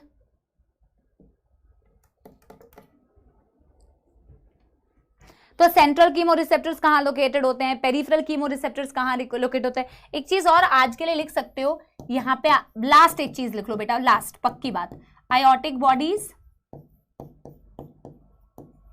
सारा एक्सप्लेनेशन अगले दिन, ठीक है। एंड कैरोटिड बॉडीज, एक्सप्लेनेशन अगले दिन, बट ये फ्लो चार्ट कंप्लीट हो गया, ठीक है। अगली क्लास में बेटा हम इसके पीवाईक्यू भी करेंगे, क्योंकि आपका सिर्फ रेगुलेशन ऑफ रेस्पिरेशन बचा है। आपकी 3 ही डिसऑर्डर है इस चैप्टर में, तो 3 डिसऑर्डर बचे हैं और पीवाईक्यू। तो शायद वैसे मैं बॉडी फ्लूइड्स एंड सर्कुलेशन का भी इंट्रोडक्शन दे दूंगी, क्योंकि उतना टाइम नहीं लगना चाहिए होपफुली, ठीक है। आज के जैसा हाल हुआ फिर तो बेटा अलग बात है, लेकिन होपफुली अगले क्लास में हम अगला चैप्टर भी शुरू कर देंगे, तो आप पूरे चैप्टर को ढंग से पढ़ के आना बच्चों, ठीक है। हमें क्या करना है, हमें PYQ भी करने हैं, हमें जो बचा हुआ डिसऑर्डर वाला टॉपिक है और ये वाला टॉपिक है ये कंप्लीट करना है, और बॉडी फ्लूइड्स का हम इंट्रोडक्शन भी दे देंगे, ठीक है, ठीक है। All good. एक बार लिख लिया है तो एक बार थम्स अप दे दो, यस।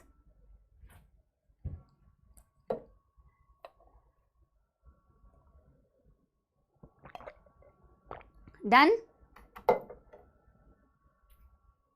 बेटा तुम्हें जेन्युइनली समझ आया ना, तुम एक बार ट्राई करो बेटा, एक बार ना घर जाके, जिस भी बच्चे को थोड़ी भी कंफ्यूजन है, जिस भी बच्चे को थोड़ी भी कंफ्यूजन है, एक बार घर जाके वापस से एक बार ट्राई करके देखो। ये रिवीजन वाला हटा दे रही हूं, वापस से एक बार बेटा ट्राई करके देखो, वापस से एनसीईआरटी पढ़ो, वापस से एक बार लेक्चर देखो, फिर मुझे बताओ। यार हमने तो कुछ पढ़ा ही नहीं है ज्यादा, आज सिर्फ कॉन्सेप्ट ही इतने सारे थे, ठीक है। और फिर कोई दिक्कत है तो बेटा आप कमेंट्स में लिखो, मैं आपके कमेंट्स क्या वो जो डाउट्स होते हैं उसमें लिखो, मैं कोशिश करूंगी रिजॉल्व करने की, ठीक है। और हमारे बैकएंड पे भी बहुत सारे टीचर्स हैं जो आपके डाउट्स ले रहे होते हैं, ठीक है। ठीक है ना। आज तो ये गाना बनता ही है, इतना जो तुमने स्ट्रेसफुल पढ़ाई की है और मेरे को भी स्ट्रेस दे दिया है, पर इतना स्ट्रेसफुल था नहीं यार। वापस से रिवाइज करो, it's not stressful, it is easy, it is easy. Just try to focus. If you felt that थोड़ा बहुत तुम्हारा, सी द लेक्चर्स, ठीक है। वापस से लेक्चर देखो, वापस से नोट्स देखो, जिसको क्लियर हो गया उसके लिए तो बहुत अच्छी बात है, ठीक है। हाँ अब बेटा गाने की ना बिल्कुल ही एनर्जी खत्म हो गई है, बट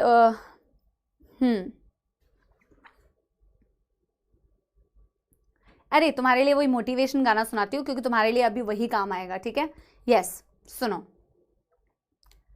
रुक जाना नहीं तू कहीं हार के, रुक जाना नहीं तू कहीं हार के, कांटों पे ही चल के मिलेंगे साए बाहर के, कांटों पे ही चल के मिलेंगे साए बाहर के, ओ राही ओ राही ओ राही ओ राही, ठीक है। तो इट्स नॉट ऑलवेज इजी बेटा, you have to work very very hard and you have to work very very hard throughout your journey of being a doctor, not only preparation, throughout your journey you have to work very hard. तो उसके लिए आप prepared रहिए। Thank you so much, love you all बच्चों, thank you very much for attending this session, bye bye, thank you, thank you.